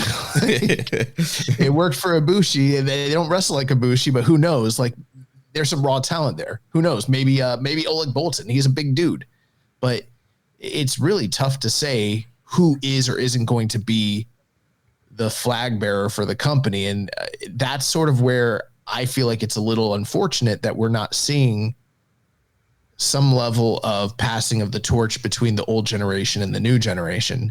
That's not to say that, like, I'm not trying to advocate, like, you need to go out on your shield on your way out. It's not like that. But, like, you look through the history of New Japan and almost every top star outside of, like, Inoki, they all had some sort of business where they eventually did lose to the stars of the future. And, I mean, you can go down the list. You can look at all the generations, and that pretty much did mostly happen without exception. But we are at a point now where Tanahashi can only put over so many people. And that's what it is. Like, there's no one else really. I guess it's a good thing that we got Goto and Zach ready to go, because it is going to have to be them putting these young guys over as well. And I guess Sonata, because and Evil, because that's what it is. Yeah.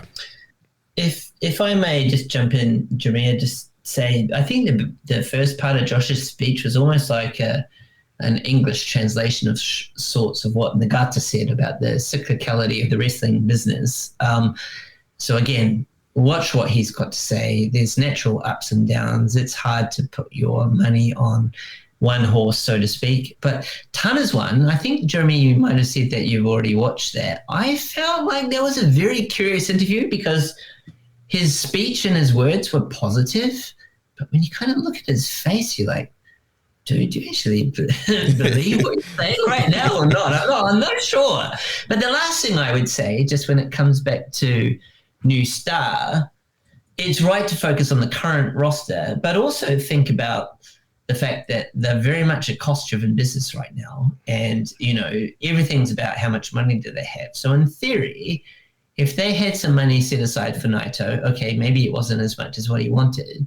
Well, does that go somewhere else? Is there the possibility that they've got a little bit more cash to play with? It's not New Japan's way, being dojo-based and let's go out and buy the next big star or whatever. But that may be what they possibly look to do. I think there's some real questions over that office dynamic, because the most common word I reckon that gets thrown around backstage interviews by the wrestlers themselves is The Office in a slightly negative context. So once again, please watch from beginning to. I blame The Rock. Naito found out that they were bringing The Rock in, and he's like, "Wait, you're paying Dwayne Johnson how much, and I can't get a pay raise? Fuck that noise. I'm gone." That's what happened. I'm sticking to it. We want to wonder where that. Just remember, all he's done is played with the Rubik's Cube, right? And I know you and Kevin Kelly are getting very excited, but there's no guarantee of anything. I would just say. Here's what it is. In order for you to figure out a Rubik's Cube, you need to be a what? A genius. What is The Rock? He's a star. There is symbolism and messaging going on. The Stardust genius is what he was alluding to. That's why he had a Rubik's Cube there. That's why he was sitting there. This is all connected. And he was taunting Naito, saying, "You will never make what I make. You will never be the big star I am." And that's what happened. And that's why if you're listening to this right now and you love LIJ and you love Naito, you need to bombard Dwayne Johnson. You need to fill up his inbox and let him know how angry you are. He stole his Tokyo Dome paycheck. Oh boy. No comment. Dark Social also asked for our favorite Naito moment and, better yet, favorite Bushi moment. Well, I don't know, young boy Joshua Smith is on mute right now. So let me say, favorite, I wouldn't say moment, but match. But the match that sticks out for me, having been here 10 years and gone to a lot of shows live, which I think is a slightly different vibe for me at least, is 2016 semifinal G1 versus Kenny Omega. For me, that was like peak Naito wrestling. And for me, like my 10 years has kind of coincided with arguably some of the best Naito stuff that he's put out.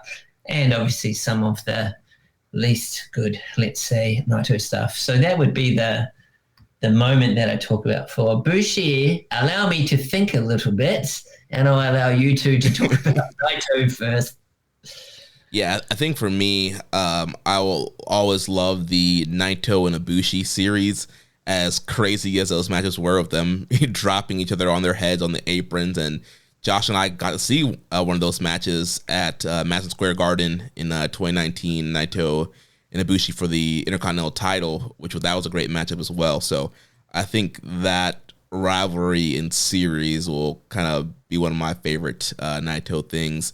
As far as Bushi, Bushi has some great masks. I will always remember all his cool, crazy light up masks, the spawn mask, the tongue sticking out, all the cool, crazy gear that he had. I will remember those. I liked when he dropped the title to Zach, and when he dropped the title to Jon Moxley, and when he dropped the title to Okada. Those are my favorite moments. No, I'm just playing. No, I think if you go back and you look at peak Naito, like 2012 to like 2016, 2017, he's fucking incredible. Not to say he didn't have some stellar performances beyond that point, but like he was knocking it out of the park almost every time. And I agree with Fraser. I think that I think Kenny Omega is his best opponent. I think it's kind of crazy because they had 3 matches. They're all in the G1. They're all around 5 stars, if not, right at that range.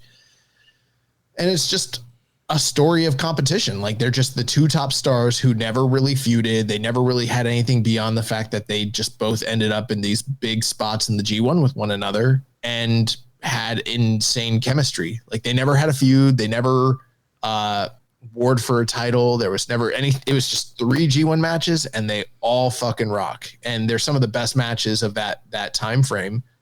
But I gotta say, I think my favorite Naito moment, period, is when he finally beat Okada in the Dome. Like that's one of, and I do think that is the closing moment of that period of time for New Japan. I think that it's been in a rebuilding phase ever since then, and that was basically like, if you look at like, say, the Attitude Era, and you kind of close the door on the Attitude Era with like Rock Austin WrestleMania 17, and like nothing was ever the same after that. Like that's it. That's what I think that Naito and Okada was on night 2 of Wrestle Kingdom, when he finally beat Okada and everyone went crazy. And like, that was it. That was the close of that generation. And we're still dealing with the fallout of it. It's I also have a special soft place in my heart for him and Naito, or I'm sorry, from him and Elgin. Nobody gives that match the love, but it's probably, if you look at a lot of Naito's career, he had a lot of the best dance partners to work with. So it's like, it's easy to be like, yeah, he had 5-star matches with Ibushi and Omega and Tanahashi and Okada and stuff. But it's like him and Elgin have a match, which like Elgin's a fantastic wrestler.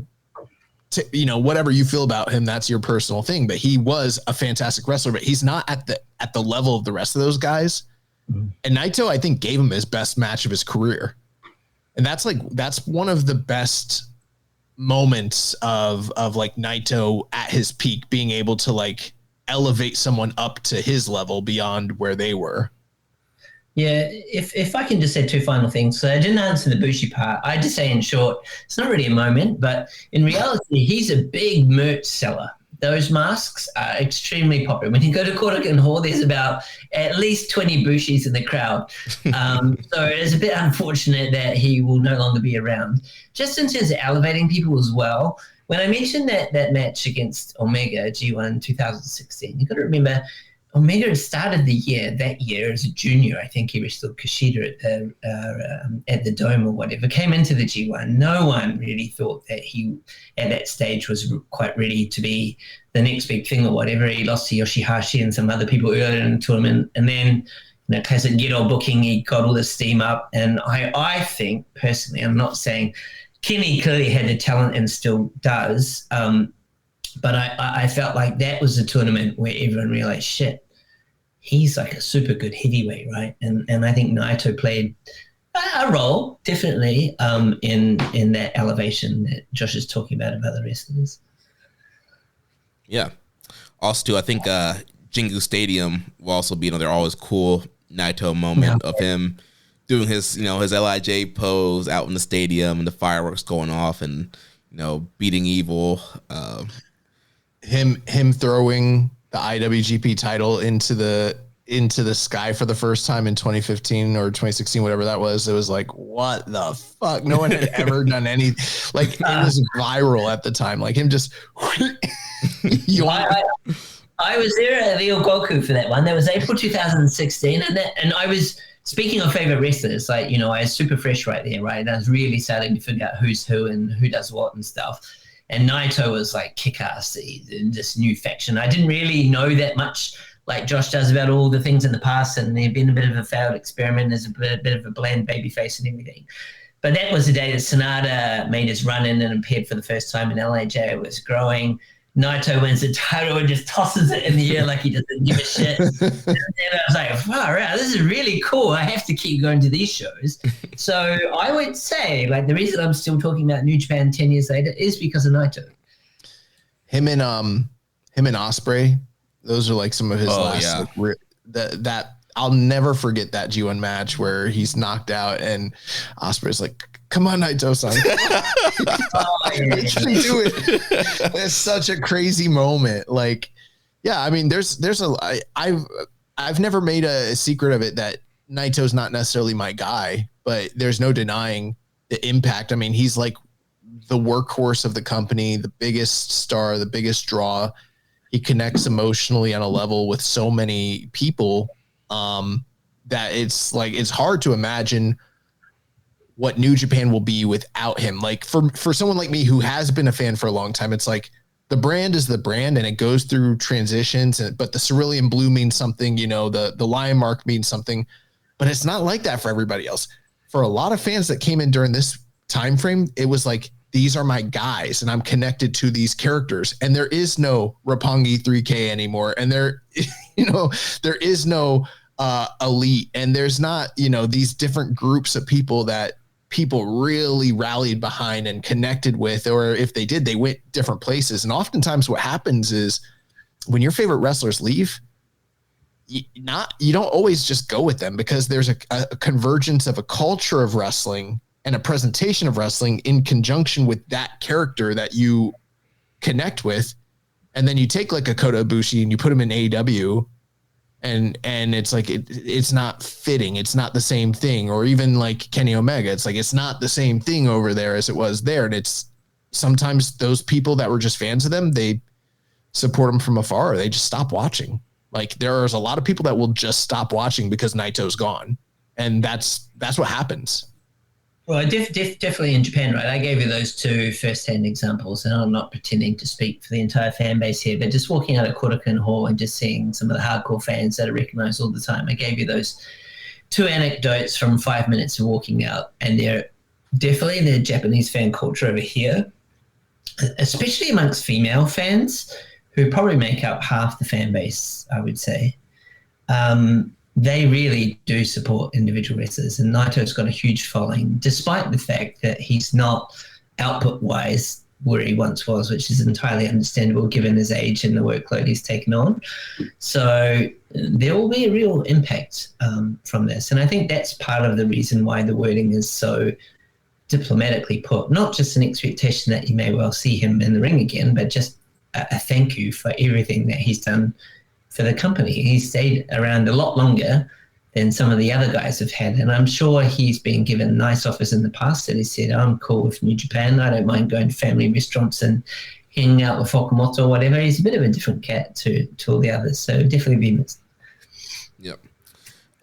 Def Triangle 720 had a few questions here. First, of it being an official end of an era, do you think this will be the wake-up call for New Japan to tighten the roster? What I mean is to only focus on talent long-term that they have for a longer period of time rather than in little sprints. It's easy to play,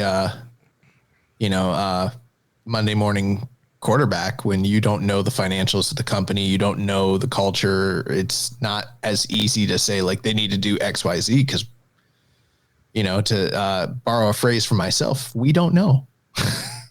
We don't know what they have at their disposal to make those sorts. If everything was perfect and they had all the money in the world at their expense, I'm sure that they would lock up all the top talent and put on the best production and shows that they possibly could to promote.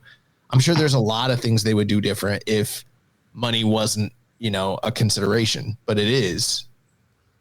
One comment I have is it's a similar theme, but from a different angle, is around retirement. So Tenzan, as an example, got pulled from the show, right? He was supposed to be on it. And a few of my friends have alluded to the fact that that's not the first time that's happened. And if you broaden it out from Tenzan himself, retirement, the last time there was a retirement normally happens in February each year before the April sort of fiscal year starts in Japan.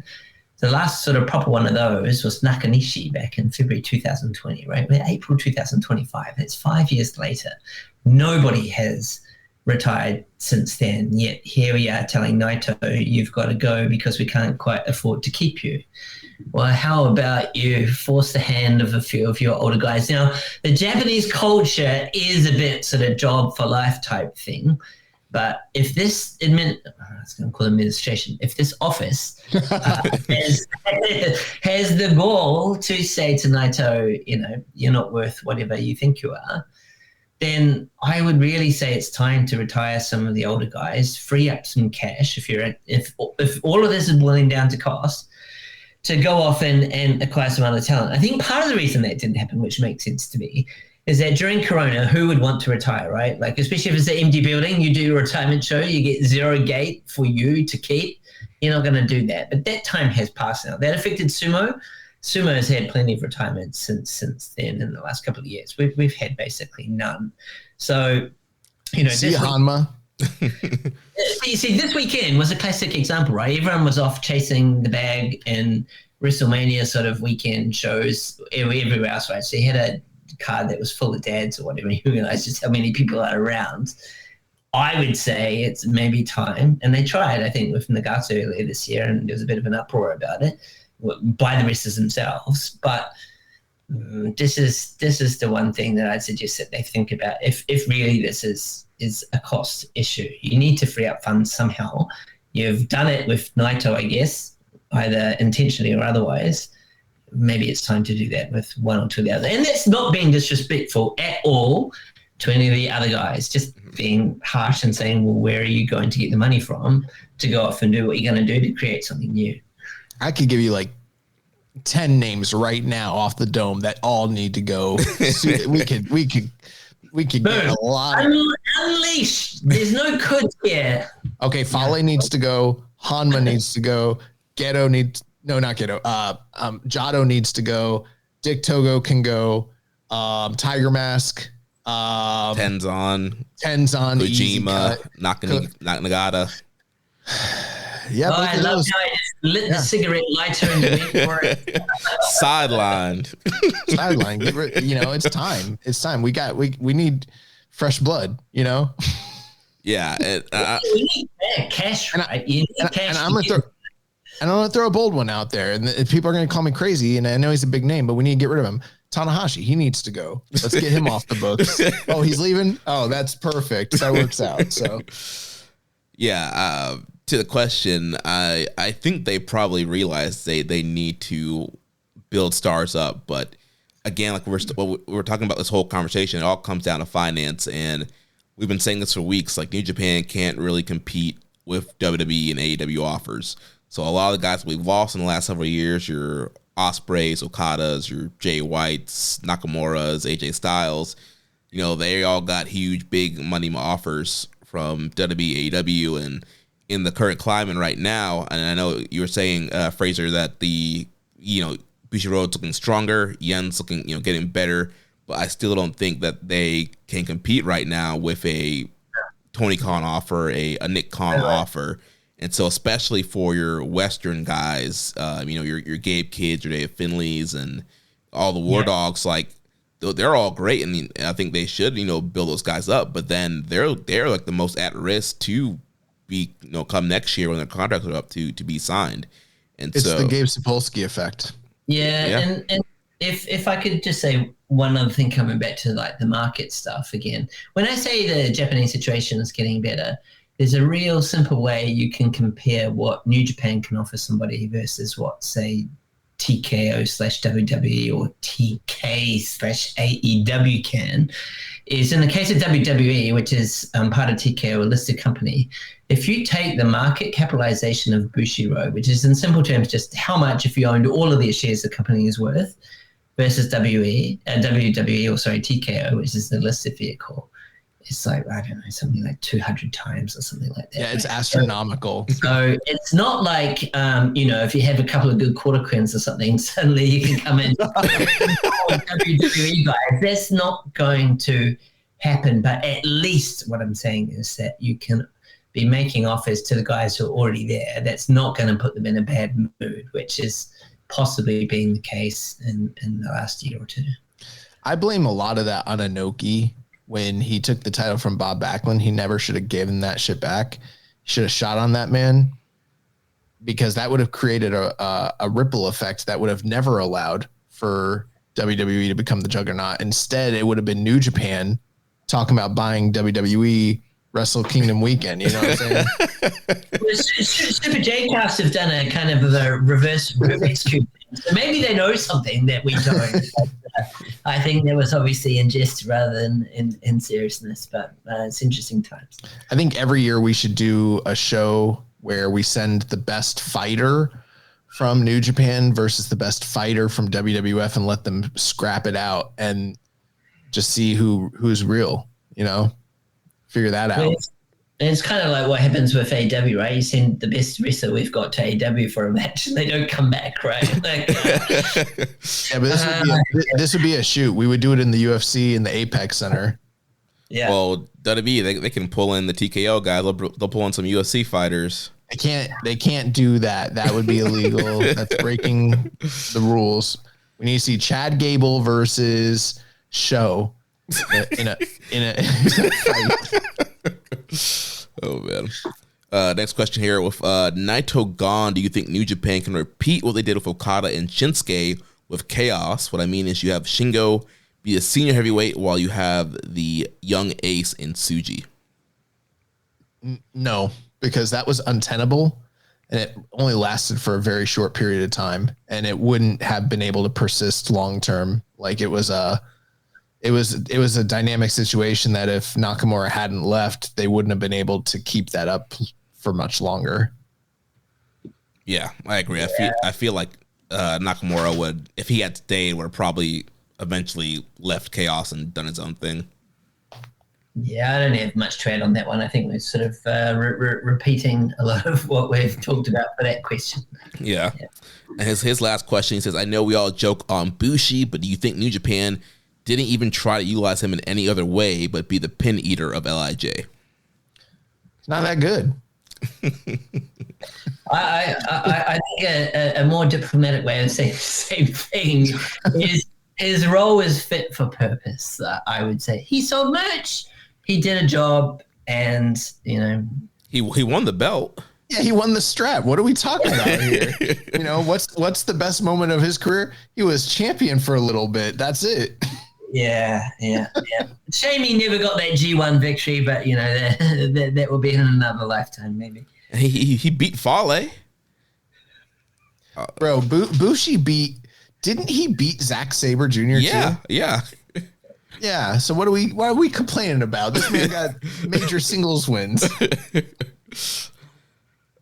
had a few questions here from Barry Walsh. First, he says, now knowing Naito is leaving New Japan, has his career been a success or a failure in a small way?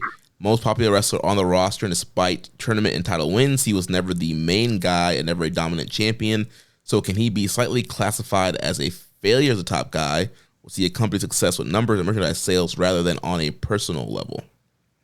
It's just when you look at the history of, and this speaks more specifically to New Japan, I think that they have a unique booking structure and promotion structure. And granted, the company's gone through a lot of metamorphoses and changes with management and philosophy over the years, but there's just some things they've always seemed to hold on to.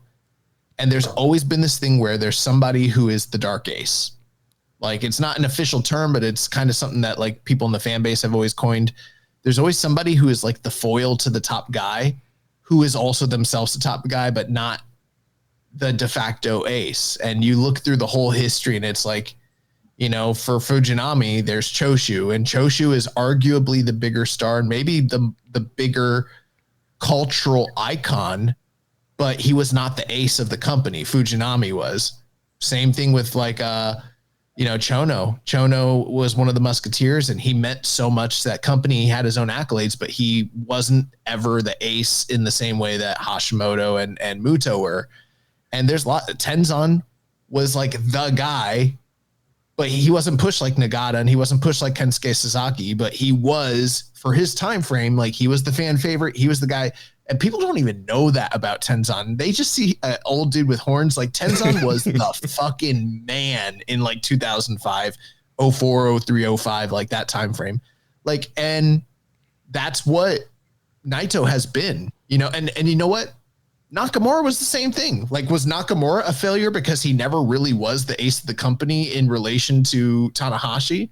Like, Macho Man Randy Savage, would anybody call him a failure because he never was able to be the top guy when Hulk Hogan was around? Like, these things happen. There's only so much, but like the reality is like, as important as Okada and Tanahashi are, and this is a bold statement, they didn't do the business that Naito did.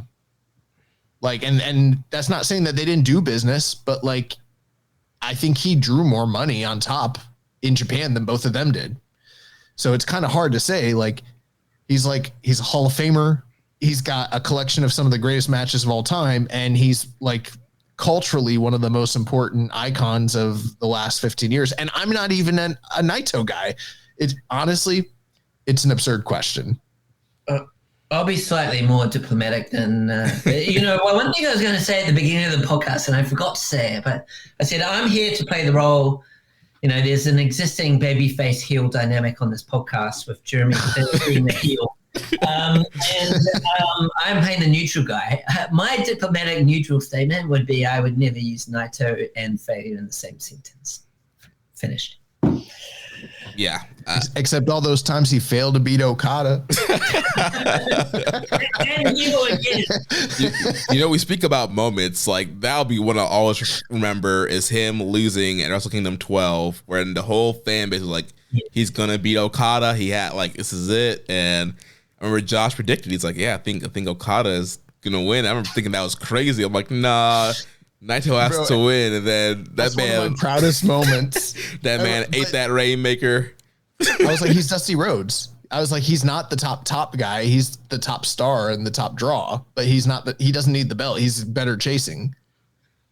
I think he's always been better chasing. I don't think that he has ever been.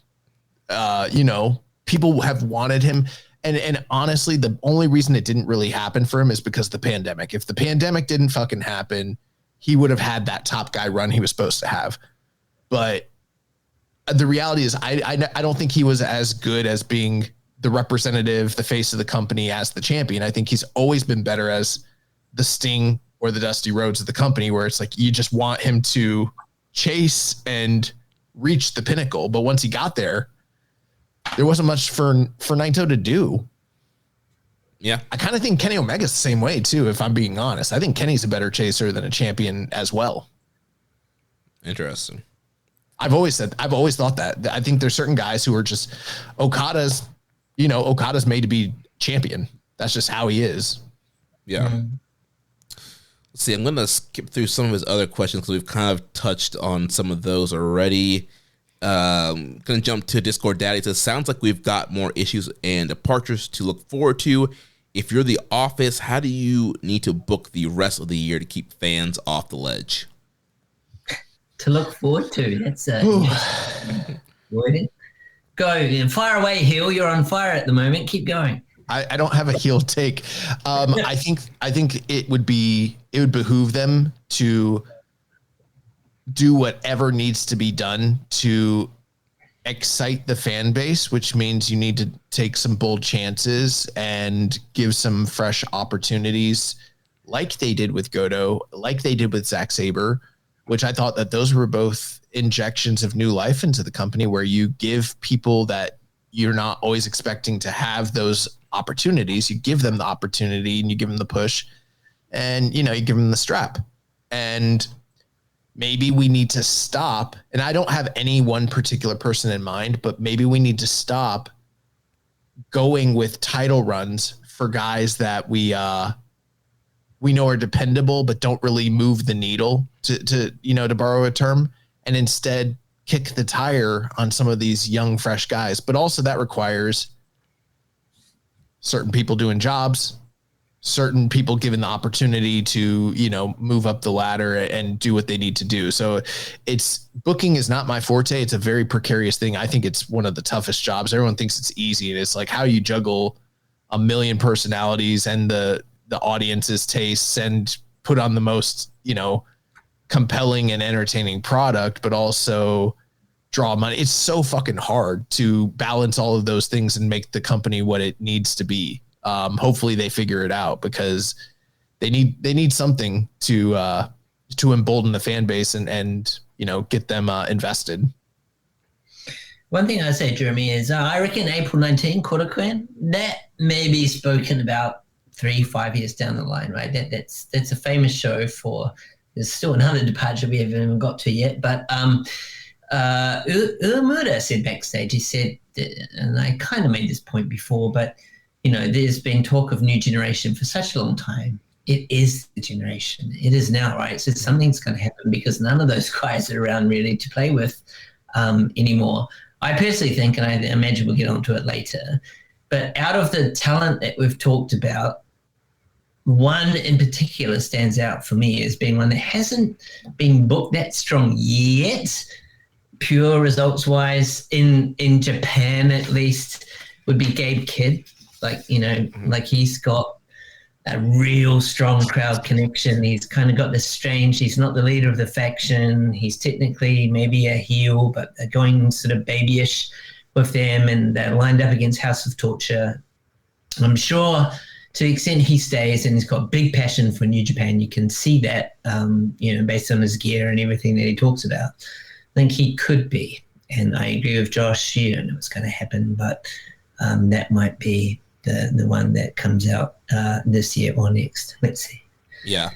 And, like Josh was saying, I do think booking is a lot easier said than done. And we all, we play our universe modes and our Journey of Wrestlings and all of our, online booking games, and we run our territories, our Fire Pro Wrestlings, and we think it's easy to run our companies via video games. But yeah, also there's a lot of factors. But I do think one thing that if they want to look at exciting people for the rest of the year is I just think they need to listen.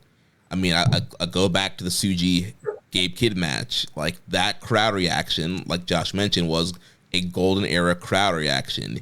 For the first time ever, you had a Shin-Yon chant. And the crowd was like so into both those guys. And so for me, I'm like, clearly there's an emotional connection to Tsuji and Gabe Kidd. So, I would try to ride that wave and do a program with those guys. And I know Gato's a big long-term booking plan, and he probably has his whole year written out in his little notebook. But if Tsuji and Gabe Kidd are not factored into bigger stuff, I would pivot and create I'd make sure those guys are in the same block in the G1. Maybe you do something where they face off in the Tokyo Dome. But I think that's kind of a generational rivalry right there, that they were hand gifted, and they did the smallish finish, and then they've never gone back to it. And so I think that's a big thing right there that could excite fans. And then also, the Goto stuff is still working right now. So, I mean, if you can continue to put compelling challengers together for Goto, I'll continue to ride that wave also. Can I just say one last thing on Gabe Kidd and crowd connection? For me, going to shows live a ton in Japan, I think he's the one that connects the most out of all those guys. Like, he's got that X factor charisma that you can't quite put your finger on. And, there's been a few analogies drawn rightly or wrongly, appropriately, inappropriately, a little bit to Stone Cold vibes, a little bit, he's kind of like the heel that's kind of like a baby face and stuff like that. And I know a lot of people are shitting on the booking of House of Torture versus War Dogs in a cage match. But I think that may well, story-wise, give us a few hints about where things are going. But let's see. Yeah, I mean... sorry, I just say that the point I was going to finish with is, I think personally, this is my own personal take from going to shows. I'm not saying I'm right or anything. And I'm not saying that Tsuji's not there or anything. But I think Gabe Kidd's connection to the crowd, even as a Gaikokujin or a foreigner, is stronger than, right now at least, than what Tsuji's is. And they're both good. I think that, and this will sound a little bit almost disrespectful and far-fetched, but I've watched this company a long time, and I think it's true. I think he's the closest thing that they've ever had to a Terry Funk in New Japan. All Japan, I mean, there's been a wide variety of foreigners that have come through that have built their own special connections and meant a lot to the audience and to everything like that. But there's never been anyone that kind of felt like he's about to be accepted as he's one of us. And that's how Terry Funk was in All Japan in the 70s and 80s. It was like, he is one of us. He's our guy. And that's the thing that I think does separate Gabe from say a Kenny Omega or like a Dynamite Kid or a Big Van Vader. He just feels like a dude that they're about to be ride or die for if the chips fall the way that they should, and it seems like they're about to. Yeah, and one final thing, I know we should get on to the next question, but if you remember at Wrestle Dynasty when he was carried out by Driller, Tana was crying. There's history there, right, around his personal situation. And I think he's drawn from that, and sometimes adversity makes you stronger. And I think he's really got the potential to be something super big, so hopefully that'll happen. Next question here from Equivalent Aside 847. Would WWE owning NJPW or really any Japanese promotion end up being good long-term for Japanese pro wrestling? So was that Kevin Kelly who asked? we already talked about this, so I won't talk extensively, but just to put it very simply, no, it wouldn't. WWE owning any company in the history of pro wrestling has been terrible for that company and a net negative for the industry as a whole. Every partnership they've ever had with any other company has been a net negative for that company other than like say New Japan, and that ended tumultuously. And it's not just them. If AEW turned around, let's say hypothetically, New Japan, the word gets out. If you got enough zeros, they're willing to play ball, right? We'll talk. Worst case scenario I could possibly see. I don't think it's, going to happen, but imagine a world where WWE shows interest. You think Tony Khan's not going to come calling and wanting to bid as well, and then we get ourselves into a bidding war? Let's say Tony did buy New Japan. That would be disastrous for Japanese pro wrestling and for the market as well. There really is no situation where an outside group were to try to purchase, say, a New Japan, and it would be a net positive for the industry or for Japanese wrestling. It would be disastrous. Yeah. Can I just say two things about the only positive I could see would be selfishly as a shareholder, you might get a one-time payout. And then I would say, simply put, from the how can I get some exposure into? just ring up your broker, give them 7803.T, which is the code for Bushi Road, and buy it now with your US dollars that are about to become far less valuable in the future. I would say for AEW, I reckon Tony Khan has basically raided all the toys without buying the box. Like, I don't think he needs to, right? He just pays whoever he wants for his fave. So I would agree with Josh. And once again, I'll try and just agree in a diplomatic. Yeah, but he bought Ring of Honor and there was nothing there. He just wanted Ring of Honor. Yeah. I mean, yeah. Don't underplay though. Just putting my sort of business hat back on about how complex it is for a foreign company to come in and buy. Again, Bushi Road is not New Japan only, right? Bushi Road has many, many different parts to it. Its ownership structure and who the owners are is complicated. There's a whole bunch of history there.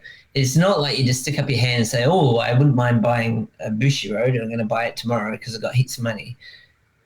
Japanese business is not that straightforward, is all I would say. Yeah. So I personally don't think any of this is going to happen. I could be completely wrong, but I'd be majorly surprised. Yeah, and it wouldn't be good. I mean, the most recent example, you look at what happened to the UK scene. WWE went in there, they partnered up with your Progress and all these other UK companies. We're here to make the scene better. We're here to give your guys opportunities, and they went in and they killed the scene. Obviously, COVID helped too and speaking out, but WWE went in there. They took all the top guys. They took your Walters and your Pete Dunnes and your Tyler Bates and all the top guys from all those promotions and pretty much killed those promotions right before COVID. And we've seen, you can go back in history, look at the territories, and look all throughout history of what WWE does when they partner with companies and they go into areas and take over. Like, them going into Mexico is going to be, it's not going to be great for that scene either. Oh, it's gonna fuck up. So I'll speak to this. So I've got friends that have worked or do work for AAA specifically.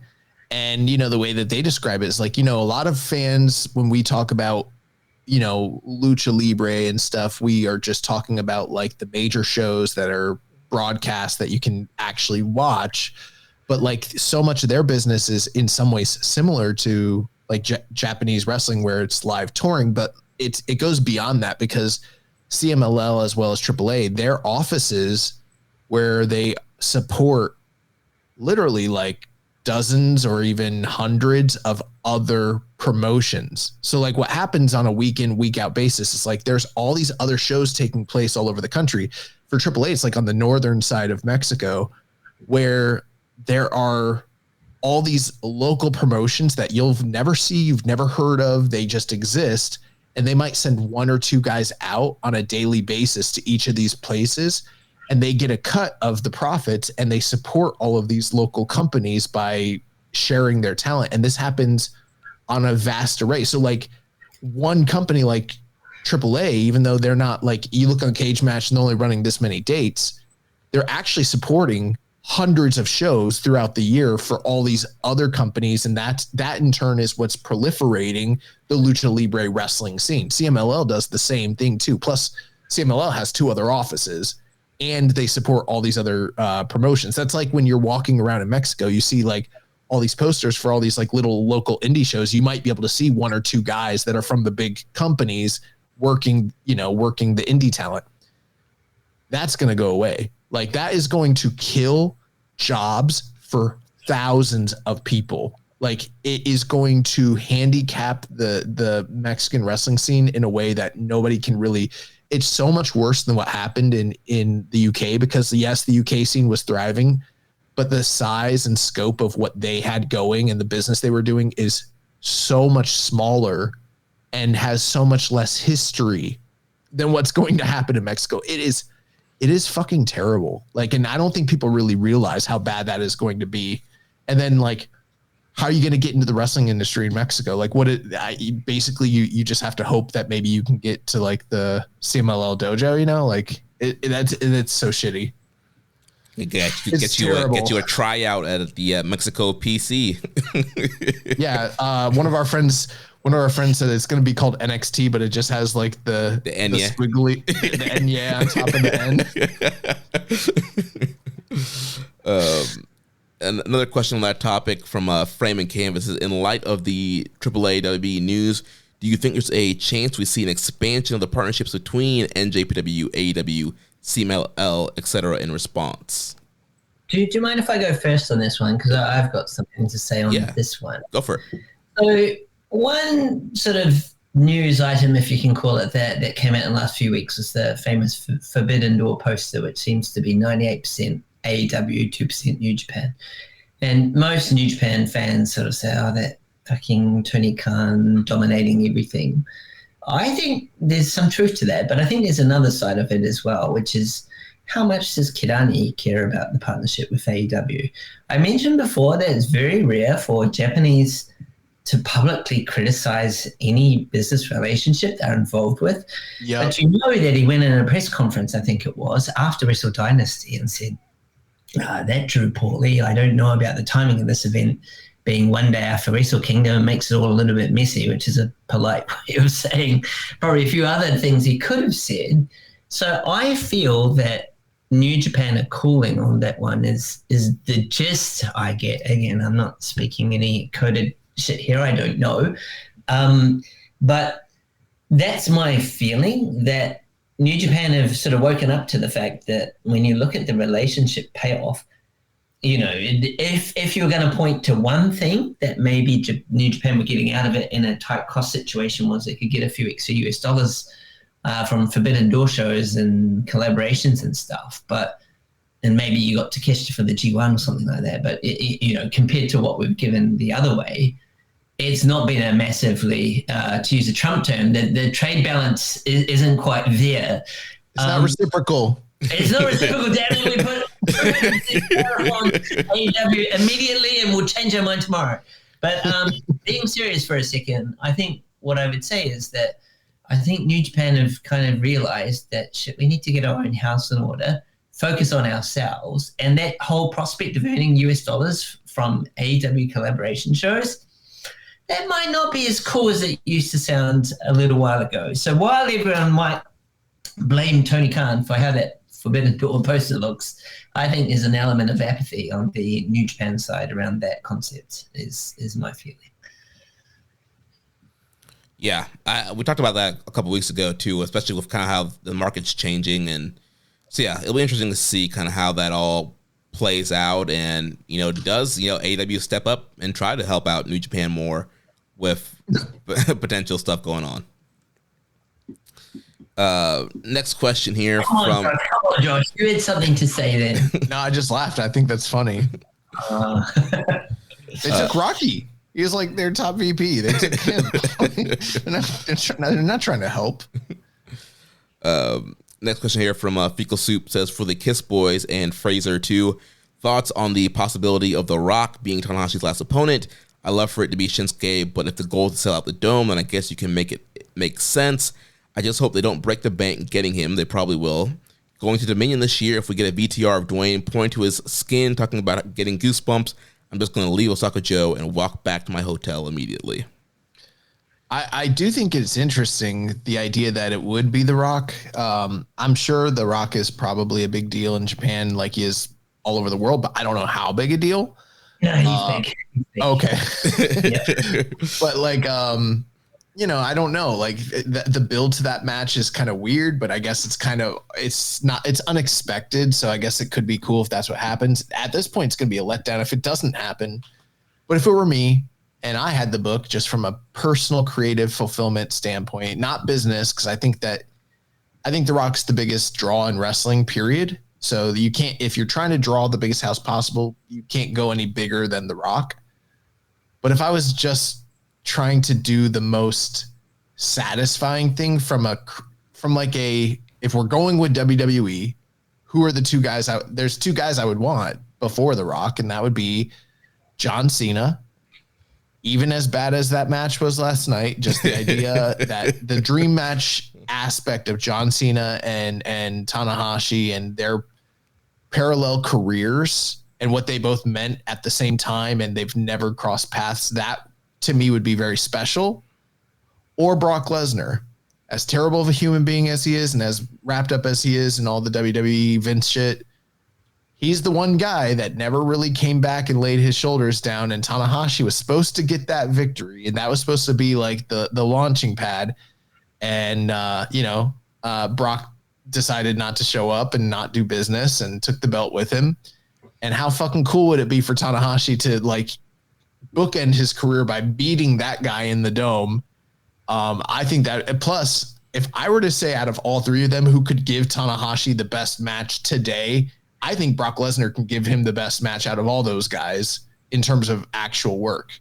I could just imagine like Brock hitting him with a million suplexes, Tanahashi hitting him with the high fly flow, catching him with the dragon screw. And, they would do 6-7 minutes and it would be fucking crazy. And it would be awesome. And Tanahashi hits him with a bunch of high fly flows and wins. It'd be great. If I could say something for a second, I'd say at this stage, there is a risk of jumping the gun a little bit here. All you've got is a Rubik's Cube video posted by The Rock, which I think is intentionally cryptic to create buzz. You may have noticed that it was posted by New Japan very briefly on their Instagram account. I never saw that. Well, it was posted there, then got taken down. So somebody thought it was a good idea. Then somebody else told them that's not a good idea.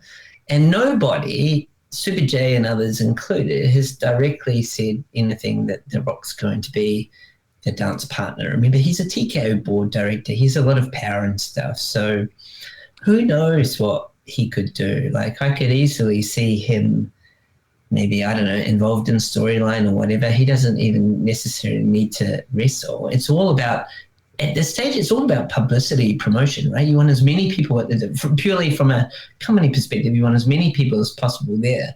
I'm sure there is something to it, but I think, on Twitter and other places, people are sort of saying, oh, there's no such thing as a coincidence and, this must mean X or whatever. I don't know what JCast said. But No. Well, that reference is actually more to like Kevin Kelly, right? Sort of saying, like AAA's just been bought, New Japan's next on the block. There's no such thing as a coincidence. There's a Rubik's Cube video, blah, blah, blah.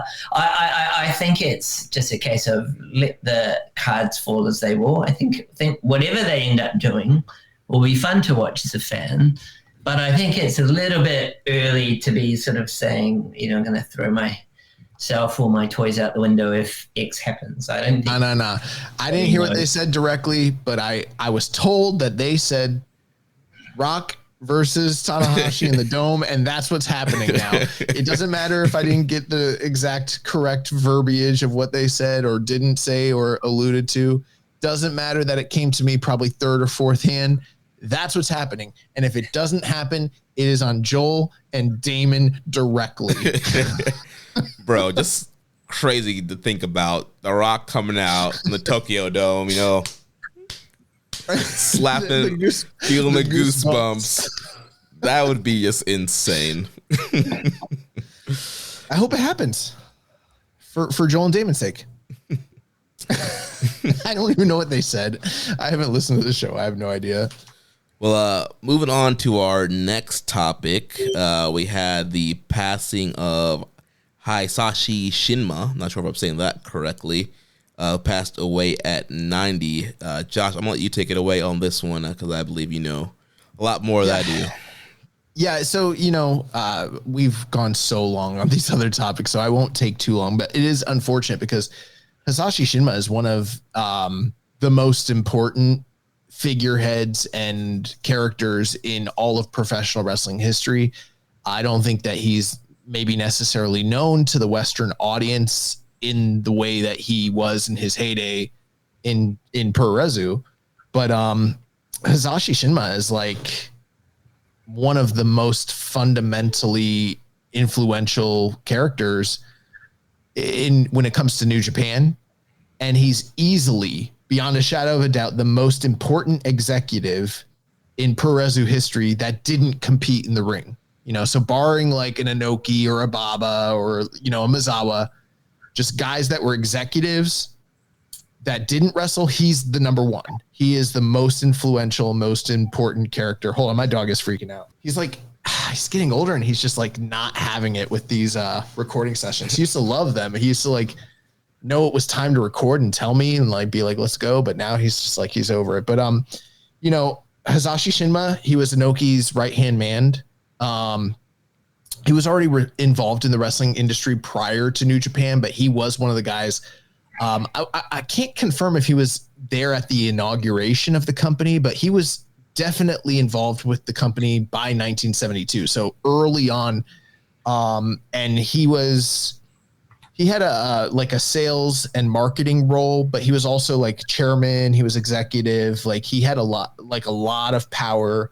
He was on the booking committee and he was a very influential member of the marketing of New Japan, what New Japan was, what Inoki was, what Inokiism was, the larger than life character that was Inoki.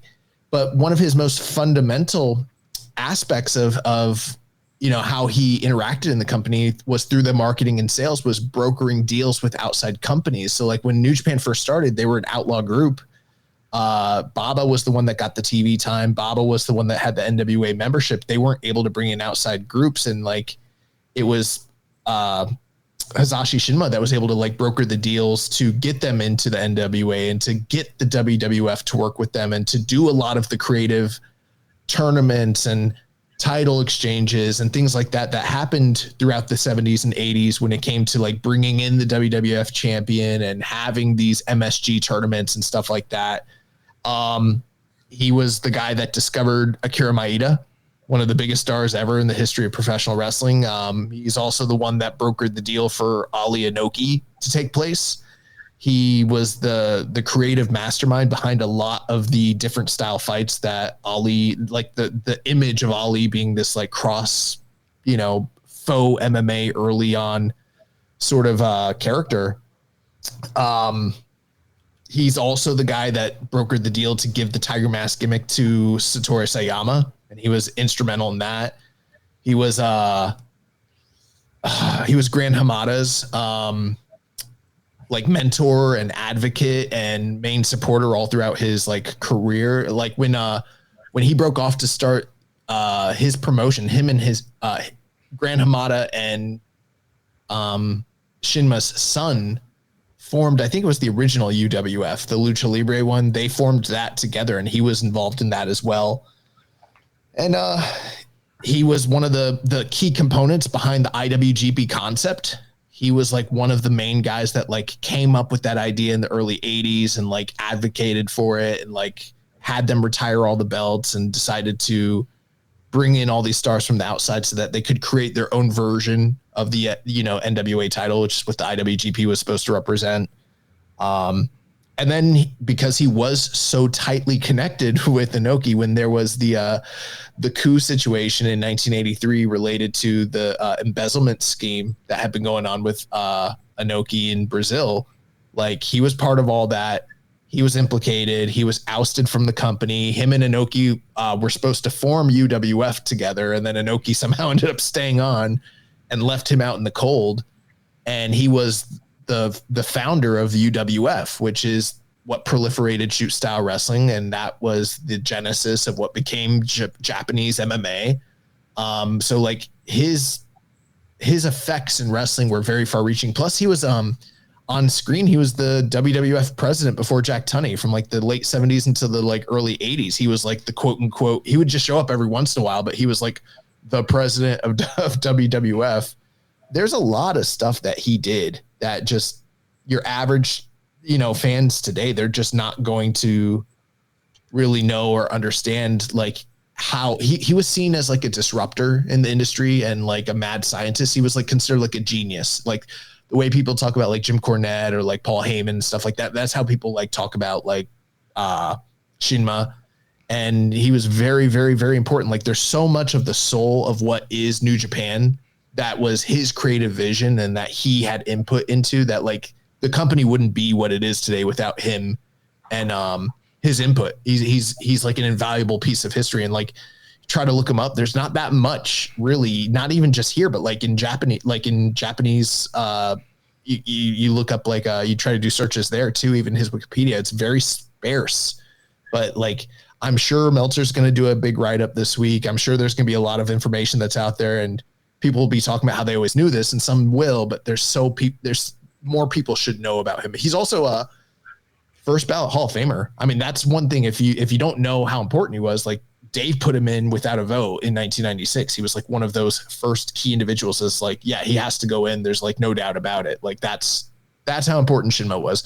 That's where it's like, I know a lot of people from the past die in New Japan and we like to put him in on the back end, but it's like, this is a guy that has to be talked about. Cause it's like outside of like Inoki and Seiji Sakaguchi, he's got to be like, if he dies, which he just did, and it's unfortunate, he was old, but it's one of the most significant passings when it comes to this company's history. Yeah, it'd be cool to do some more research on him and learn more about all the stuff he did in his career. So definitely thoughts and prayers out to his family. We do got to try to cover quickly here the Road to Wrestling Dontaku Night 1 that happened at Korakuen Hall on April 19th. Run through the results and then kind of talk about some of the bigger highlights here. So opening up, we had Masatori Asuda, Satoshi Kojima, Tiger Mask, and Yuji Nagata defeating the Great Bash Heel team of Toki Makabe and Tomika Hanma, teaming up with Daiki Nagai and Katsuya Murashima in 7 minutes and 43 seconds. So just your kind of standard dad, young lion matchup there. Then we had Master Wato, Bolton Oleg, Toriano, and Yo defeating the TMDK team of Hartley Jackson, Kosei Vegeta, Robbie Eagles, and Ray Oiwa. So preview matches here for the upcoming Ichiban Sweet Boys versus Master Wato and Yo matchup. And then we got the Jeff Cobb farewell match. So we had Tanahashi defeating Jeff Cobb in 8 minutes and 46 seconds. So what'd you guys think about Jeff Cobb's last New Japan match? Man cried like a baby. Yeah, my take. I mean, I was in the hall, right? I'll give the heel a rest after a very, for me, informative coverage of the passing of Shinma. But for being in the building, like you could see Cobb was in tears basically before the match even started. So I think as a fan, at least for me live, that's kind of a cool thing to see because you know that he cares, right? He cares about two things, and he said this backstage. He cares about New Japan as a company, and he cares about Japan, and he has many, many links to his country. And for fans, he's one of the few foreign wrestlers who stayed all the way through the pandemic and didn't go home back to safer pastures or whatever. So he's got a lot of credibility. And Tanahashi said something in his backstage comments where he asked the reporters, who knows how long Jeff Cobb's been in the company? And nobody replied. And see, do you know why? It's because he's been here a long time. So you've kind of forgotten when he came here. I thought the moment at the end with the hug was nice. The only thing, maybe this is just my pickiness, that I would have liked to have seen as a photo would have been the Dogeza, which is you get down on your hands and knees and do the bow, especially when you're fighting the Shacho, the prism of the company, right? The ultimate remaining true living breathing legend. But I mean, let's put that aside. Like that was an extremely special moment, and that's one of several reasons why I never forget this show. And road to whatevers are normally hand waveable, but this one was very, very special. And I think to see the way Cobb went out was, he couldn't even do his speech properly, right? He was so emotional. So I thought it was a really special moment to see live. What do you think with the match, Josh? The match was what it needed to be. It wasn't like necessarily, blow away, but it's Tanahashi in 2025, coming off of, travel and the effort that he just put in with Takeshita. But it was a very special, very emotional moment. And I was kind of joking about Jeff Cobb crying, but he was very emotional. Like, he was more upset starting the match than Tanahashi was. And the gravity of the moment certainly got to him. Their matches have always been anything you can do, I can do better sort of thing. And that's what they try to do here. Tanahashi almost killed himself. Bro, Tanahashi trying to do the moonsault. Oh my gosh. I don't know why he thought that was a good idea. That was almost a final road right there. And sorry, Rock, your Rubik's Cube stuff that's no longer relevant. He looked like me trying to do a moonsault. So. But yeah, I thought it was cool that basically Jeff Cobb had him beat, and then his own hubris got the best of him because he continued, instead of going for the pinfall after the Tour of the Islands, he kept the match going, and then he got caught with a small package or, inside cradle. And that was pretty much it. Great moment, great send off, very special. And, it is unfortunate that the plans that they had, laid out didn't come to fruition, but this was still a pretty meaningful send off for a guy that has done a lot for the company, has given a lot to the company, and has worked his ass off for a very, very long time to entertain and, support the fans. So happy to see him go, happy to see him get that money. And it was a great moment. Yeah. One last thing, Jeremy, if I can just say one last thing that came up. A lot of Japanese fans, when the card was announced, Cobb's departure was public by that stage. And everyone was saying, well, if Cobb's fighting Tanahashi in a singles match, why is it only match 3? But the main event proved to be something quite special for different reasons, right? So you kind of wonder how much they knew at the time when they're putting that card together. That's all I'll say, and let you carry on. Yeah, I really enjoyed the matchup. Tanahashi, a lot of these matches he's been having have been kind of hit or miss, depending on the opponent and just kind of how his body's feeling that night. But I thought this was a really enjoyable matchup, and Cobb's always been a really good opponent for him. He's a guy, he gets to throw people around, and Tanahashi's great at selling. And so thought they told a really good story there. Also, Tanahashi attacking the legs as well to kind of slow the big man down. And like you mentioned, Josh, yeah, he went for the second Tour of the Islands where Tanahashi pulled that inside cradle, got the big win there, and then they had the big post-match speech. They brought Chris Charlton in to translate to Japanese, and so he had this big farewell. He had the rest of the Empire there, Templario, Jacob Austin Young, Francisco Akira, and Great Okan. So they kind of had that big celebration there. Not all of them. There was one person that was missing. That was noticeably missing, and there was two. Yeah, and then that led to some drama that spilt out on X. Well, you guys you're jumping the gun here a little bit. Who did you think I was talking about? Who are you talking about? No, you said there was one, right? Yeah, there's one very important member that wasn't there on that night, and that was Lord Gideon Grey. He wasn't able to send him off properly, and that it's not right. Yeah, well, some other members that are missing, TJP, and so yeah, if you haven't seen it yet on X, Twitter, there was some drama that spilt out. Jeff Cobb posted that picture that they took in Korakuen, and it was talking about the United Empire's in good hands, yada yada yada, and then that led to Arya Blake, now known as Arya Perkins, jumping in and burying Jeff Cobb and talking about how there's a whole second group chat of guys burying Cobb, and TJP responding to Cobb and talking about why aren't it got salacious. She said crazy shit. Yeah, she said some wild stuff. Then TJP's like, oh, why aren't you ever happy? I always try to have your back and blah, blah, blah. And so this whole crazy back and forth spilt out between these guys. One thing that's funny is we've never really talked about it on the air. It's not like we have close personal connection to her, but we do know TJ Perkins' wife. She wrestled here in the Florida indie scene, and Had, she's from the side or from not Side Dojo. She's from Lethal Academy. Yeah, she wrestled WWN. Like, we've interacted with her plenty of times. Like, we know people that had close personal connections to her. Like, we knew her for many years here.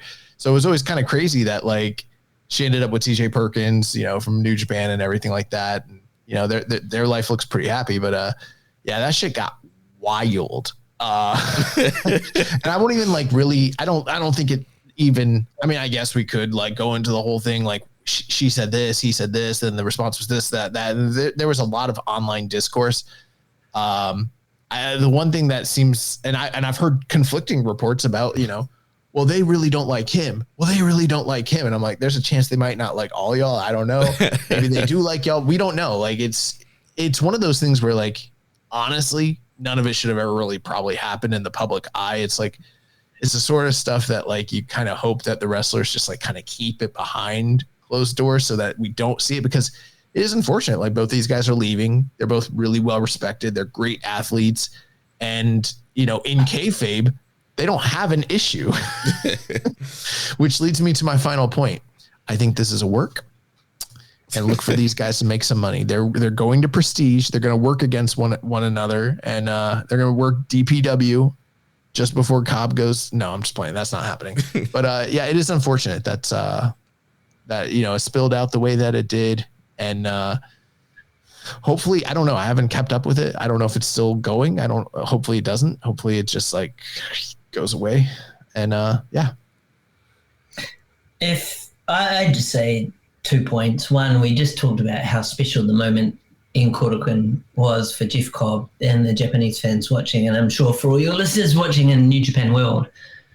And then to pivot, 24, 48 hours, however long it was after, to have two guys and a wife involved, but the two sort of New Japan guys, 40 years or over, publicly discussing that kind of stuff is insane to me. And like, I think it got to the point very quickly where everyone felt like nobody wants to see this. Japanese fans absolutely don't want to see it. I can guarantee you of that. Like, they weren't jumping on and saying, oh, this is a fun fight to watch. I can't wait to see what is said next. So I just think it's highly unfortunate that it happened.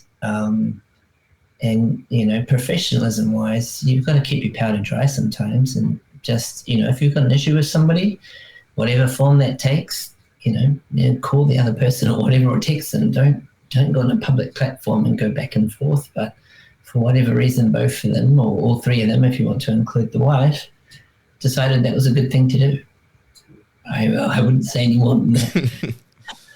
Yeah, never great to have the other wife jumping in and wilding out on the. Whoa! Don't blame the wife, Jeremy. All right, it's a bad look for you right now. You're putting all the heat on the wife.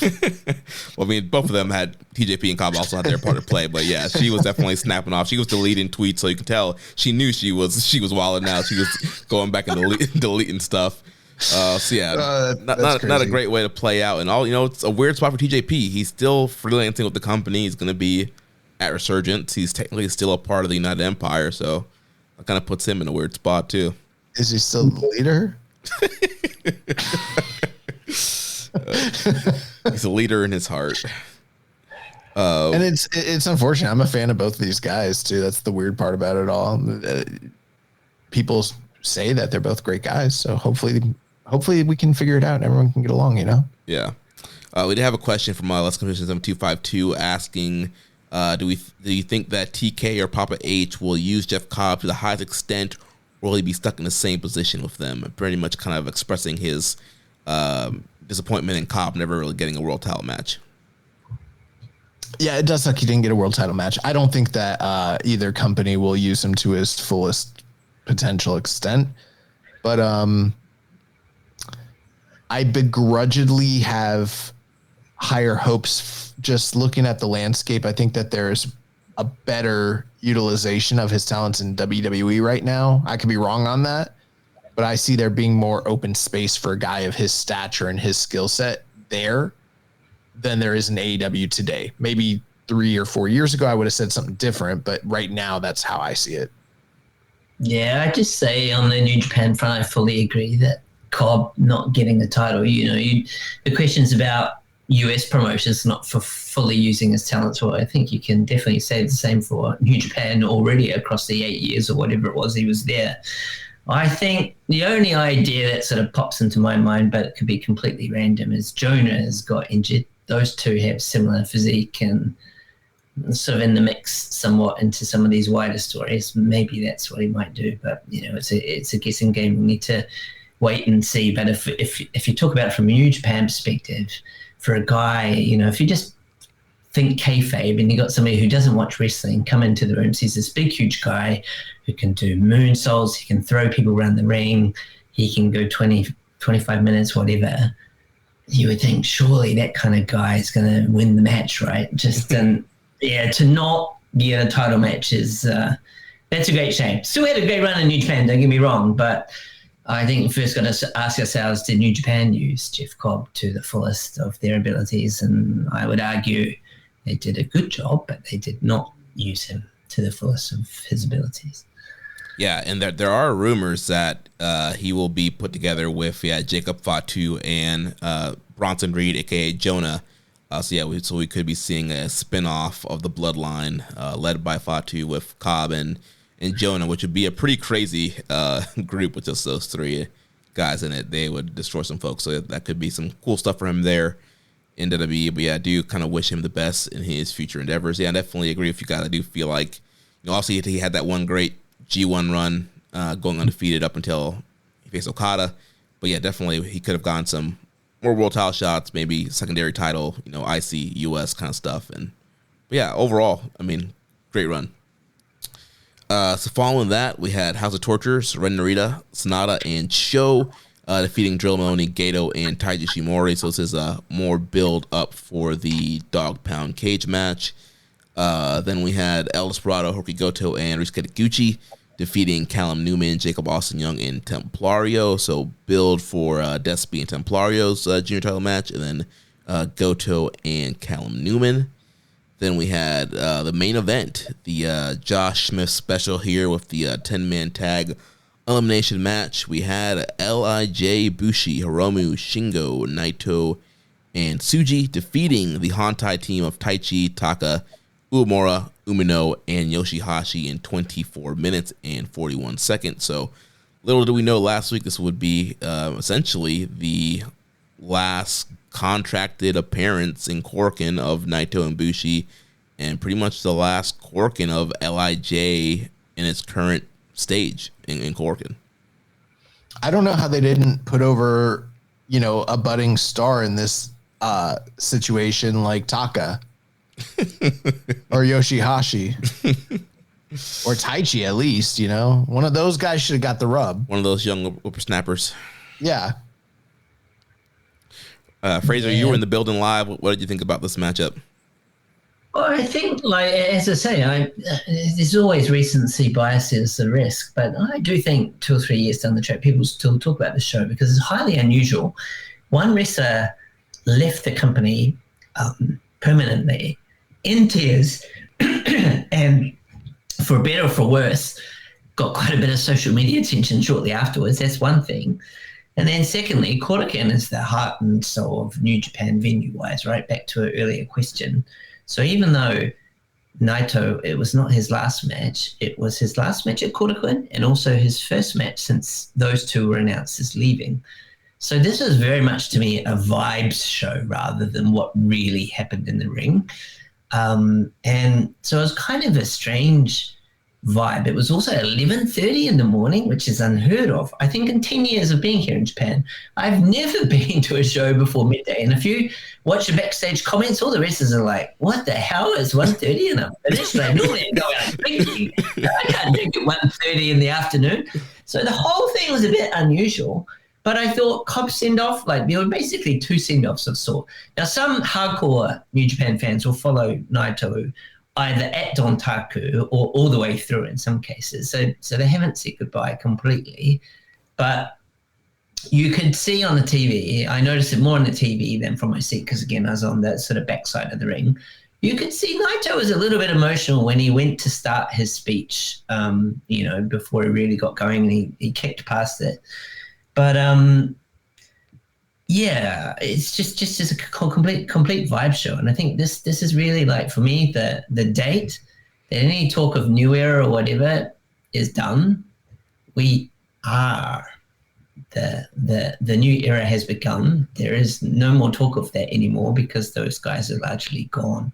So very, very interesting show to go to. I was so glad that somebody put me onto the news that that those announcements had been made. Therefore, the last Korakuen would be theirs, because if I was 2 hours later, I would have missed the boat and not got a ticket. So I feel very, very lucky to have experienced that. I'd say forget moves and all that kind of stuff. Just think vibes. That's why I think, again, backstage promos, watch those and you'll find them fascinating, I'm sure. Yeah, I mean, match wise, it was kind of your standard elimination match. Also, they're building a lot of feuds here. You got Shingo and Umino who are feuding right now. You have Tsuji and Uemura who are feuding. So there's a lot of feuds that they're kind of building up here. And so from a match standpoint, you had a lot of double eliminations happening to kind of protect guys. But then you got to the final two, ended up being Naito and Taichi. And so there's a lot of history and story there. And that was kind of a special moment. And like you were mentioning earlier, Fraser, that, Naito was not looking the best throughout that sequence. There was one part where he completely, Taichi was trying to do the axe bomber and Naito didn't get up yet, and there was a whole bunch of miscommunication, and he was trying to do the tornado DDT, and it was all a hot mess. But at the end of the day, he was able to eliminate Taichi, and it was still kind of a feel good moment. It wasn't about hitting every spot and move correctly. It was about watching and appreciating this star. It's been a star in the company for the last decade plus, and he got to do the kind of a final roll call there in Cork and help the whole group there. So overall, kind of a, you mentioned it's a normal road to, but then you have these two departures, and it's kind of ended up being a cool kind of special moment here. Yeah, can I just say just two final things before I forget? I realize that Josh hasn't mentioned anything about this question yet, but I think Schulter's in-ring style is really starting to work, and maybe being in the Neverworld for a while would do him some favors, and being paired up with Shingo is a great idea. Then again, back to backstage interviews, and sorry to bang on about it so much, but Taichi even mentioned in his backstage and how much of a hot mess. He didn't use those terms, but he alluded to it being very messy, and he said, I blame that on the 11:30 start and the whole weird vibe of the show. So do take a look at those comments, like I say. He even publicly acknowledged it wasn't the flashiest of matches for their part of the 10-man. I don't have much more. I think you guys did a great job wrapping that up. I don't have much more to add to that. I thought it was, very awesome to kind of see the emotions of the final roll call and everything like that. But if there ever was a wrestler in New Japan that's deserving of a big send-off, something with a little bit more finality, it is Tetsuya Naito. I understand that. I think, and I mean, it is speculation, but I think the company is banking on him coming back for a big show in the future. But I would hope at some point that there would be some sort of final retirement or, final send-off sort of situation when it comes to him and the company beyond just what we have for the remainder of Dontaku. And, who knows, that remains to be seen. I think that is going to wrap it up. We do have NJPW Wrestling Red Zone in Hiroshima coming up on the 26th, so 5 days from now, from Hiroshima Sun Plaza. And I'll run down that card and we'll go through some news. We'll get out of here. I know we're running a little bit late, but we got on that card Katsuya Murashima versus Daiki Nagai to open. Bebop Tag Team teaming up with Wato, Bolton, and Yo to take on the TMDK. All 5 members of Team DK that are in Japan right now. You have a House Torture show in Kanemaru versus Bull Club War Dogs, Connors, and Ishimori. 4th match of the night, El Desperado, El Fantasmo, and Taguchi taking on United Empire's Akira, JAY, and Templario. 5th match of the night, Umino and Uemura taking on the LIJ team of Shingo and Yota Tsuji. 6th match of the night, House of Torture's Evil, Narita, and Sonata taking on the War Dogs. Finley, Drilla, and Kid. Semi-main event, Taichi and Ishii taking on the LIJ team of Hiromu and Naito. And then your main event, the IWGP tag team titles, which are vacant, they will be decided in a match between Bishamon and the United Empire's Cal Newman and Great Okan.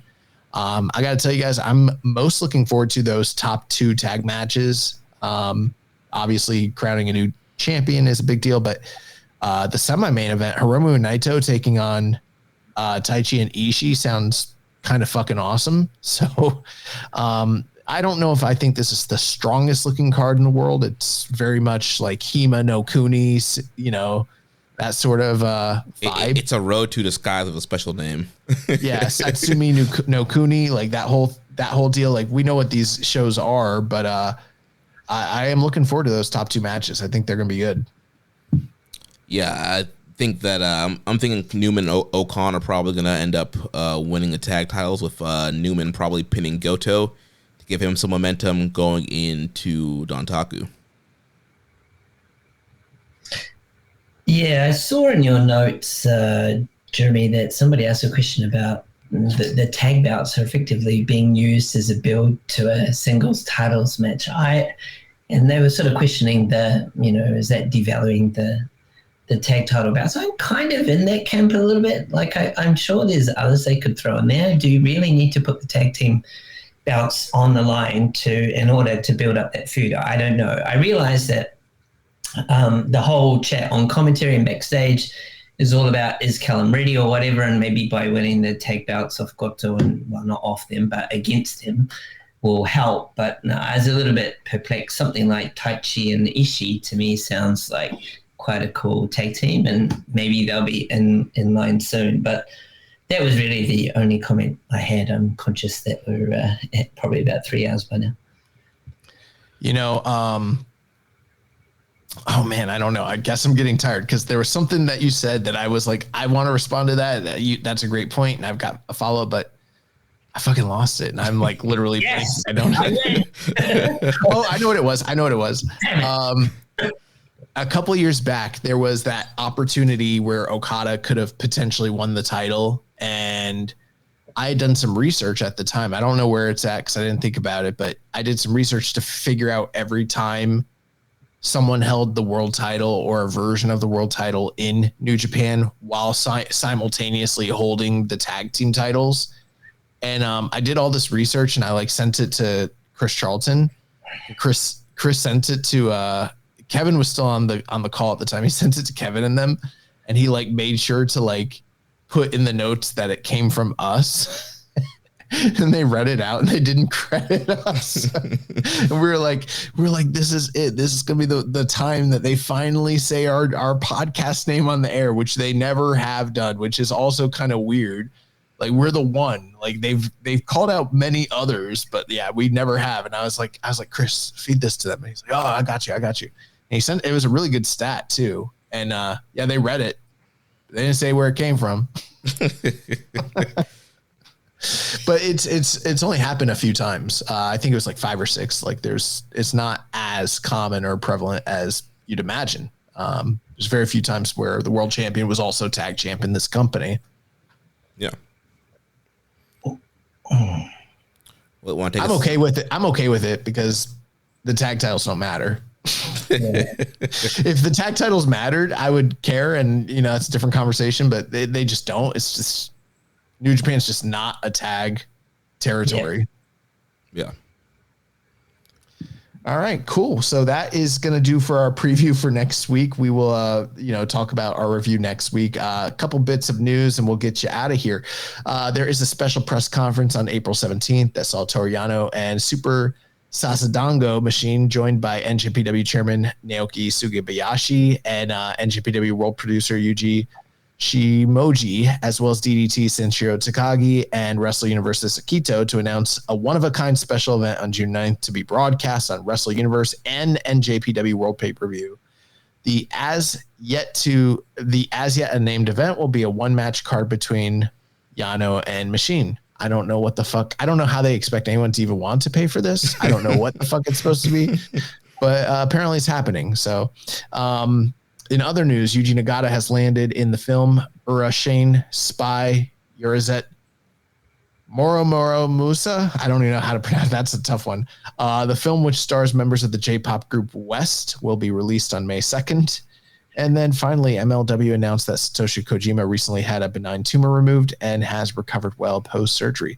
I also know that there's a bunch of New Japan dudes that wrestled in WrestleMania weekend, but we don't have time to go over all those results. But there wasn't anything standout. I could tell you that though. Yeah, so I think that we'll wrap things up here. We'll push all the questions we didn't get to answer this week to next week. So Fraser, thanks so much for joining us. Go ahead, and do you have any plugs you want to get out there? Let people know where to follow you online. Yeah, just my final comments, and we'll answer a question Josh asked before, actually, on a more real-time basis. Just for following, if you're interested or not, my Twitter handle is @FraserJapan. So if you're interested, follow that account. And more specifically, if you've got any questions at any stage about coming over and trying to figure out how it all works or whatever, DMs are always open. As I've said a million times already, please watch Taichi, Nakata, and Honda. The last point I'd finish with is a slightly spicy one.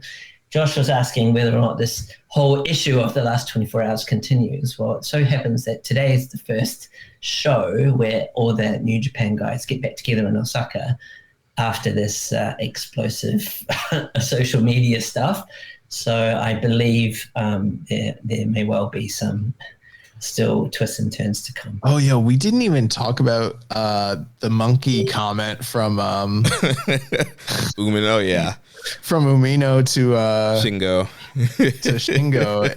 And I don't know. I wasn't there, but I heard that potentially there was potential that a receipt might have been paid. I don't know. Yeah, I saw a clip of that. Yeah. Yeah. So there's been quite a bit of social media stuff taking place the last couple of days. Yeah. But, gotta farm that clout. Gotta get the eyes away from Triple H and those guys. Yeah, they're doing enough disastrous PR on their own end. It's not disastrous if it's intentional and planned and coordinated. Yeah, which it is. Thanks everybody for listening this week. We'll be back next week to review Wrestling Red Zone and cover all the latest news in the world of New Japan Pro Wrestling. Remember, if you want to watch our show live or listen without ads, you can sign up at patreon.com/KI Strong Style. You can also make a donation by visiting socialsuplex.com/donate and click on the donate button under the Keeping It Strong Style logo. Make sure you connect with us on social media on X and Blue Sky. Follow us at KI Strong Style, at socialsuplex, and at Jeremy L. Donovan. Also follow us on Facebook at facebook.com/socialsuplex and the Wrestling Squared Circle Facebook group. On Reddit, on the Pro Black Guy, that's Keeping Strong Style. On YouTube, we're at Social Suplex. You can join our Discord server to interact with us and other wrestling fans. You can email me, jeremy@socialsuplex.com. And check out all the other shows that we have here on the Social Suplex Podcast Network, One Nation Radio with Rich Latta and James Boyd. All Things Elite with Floyd in Austin. Imp's WWE Adventure with the Implications Matthew Mayer. Wrestling Art with Chris Slings.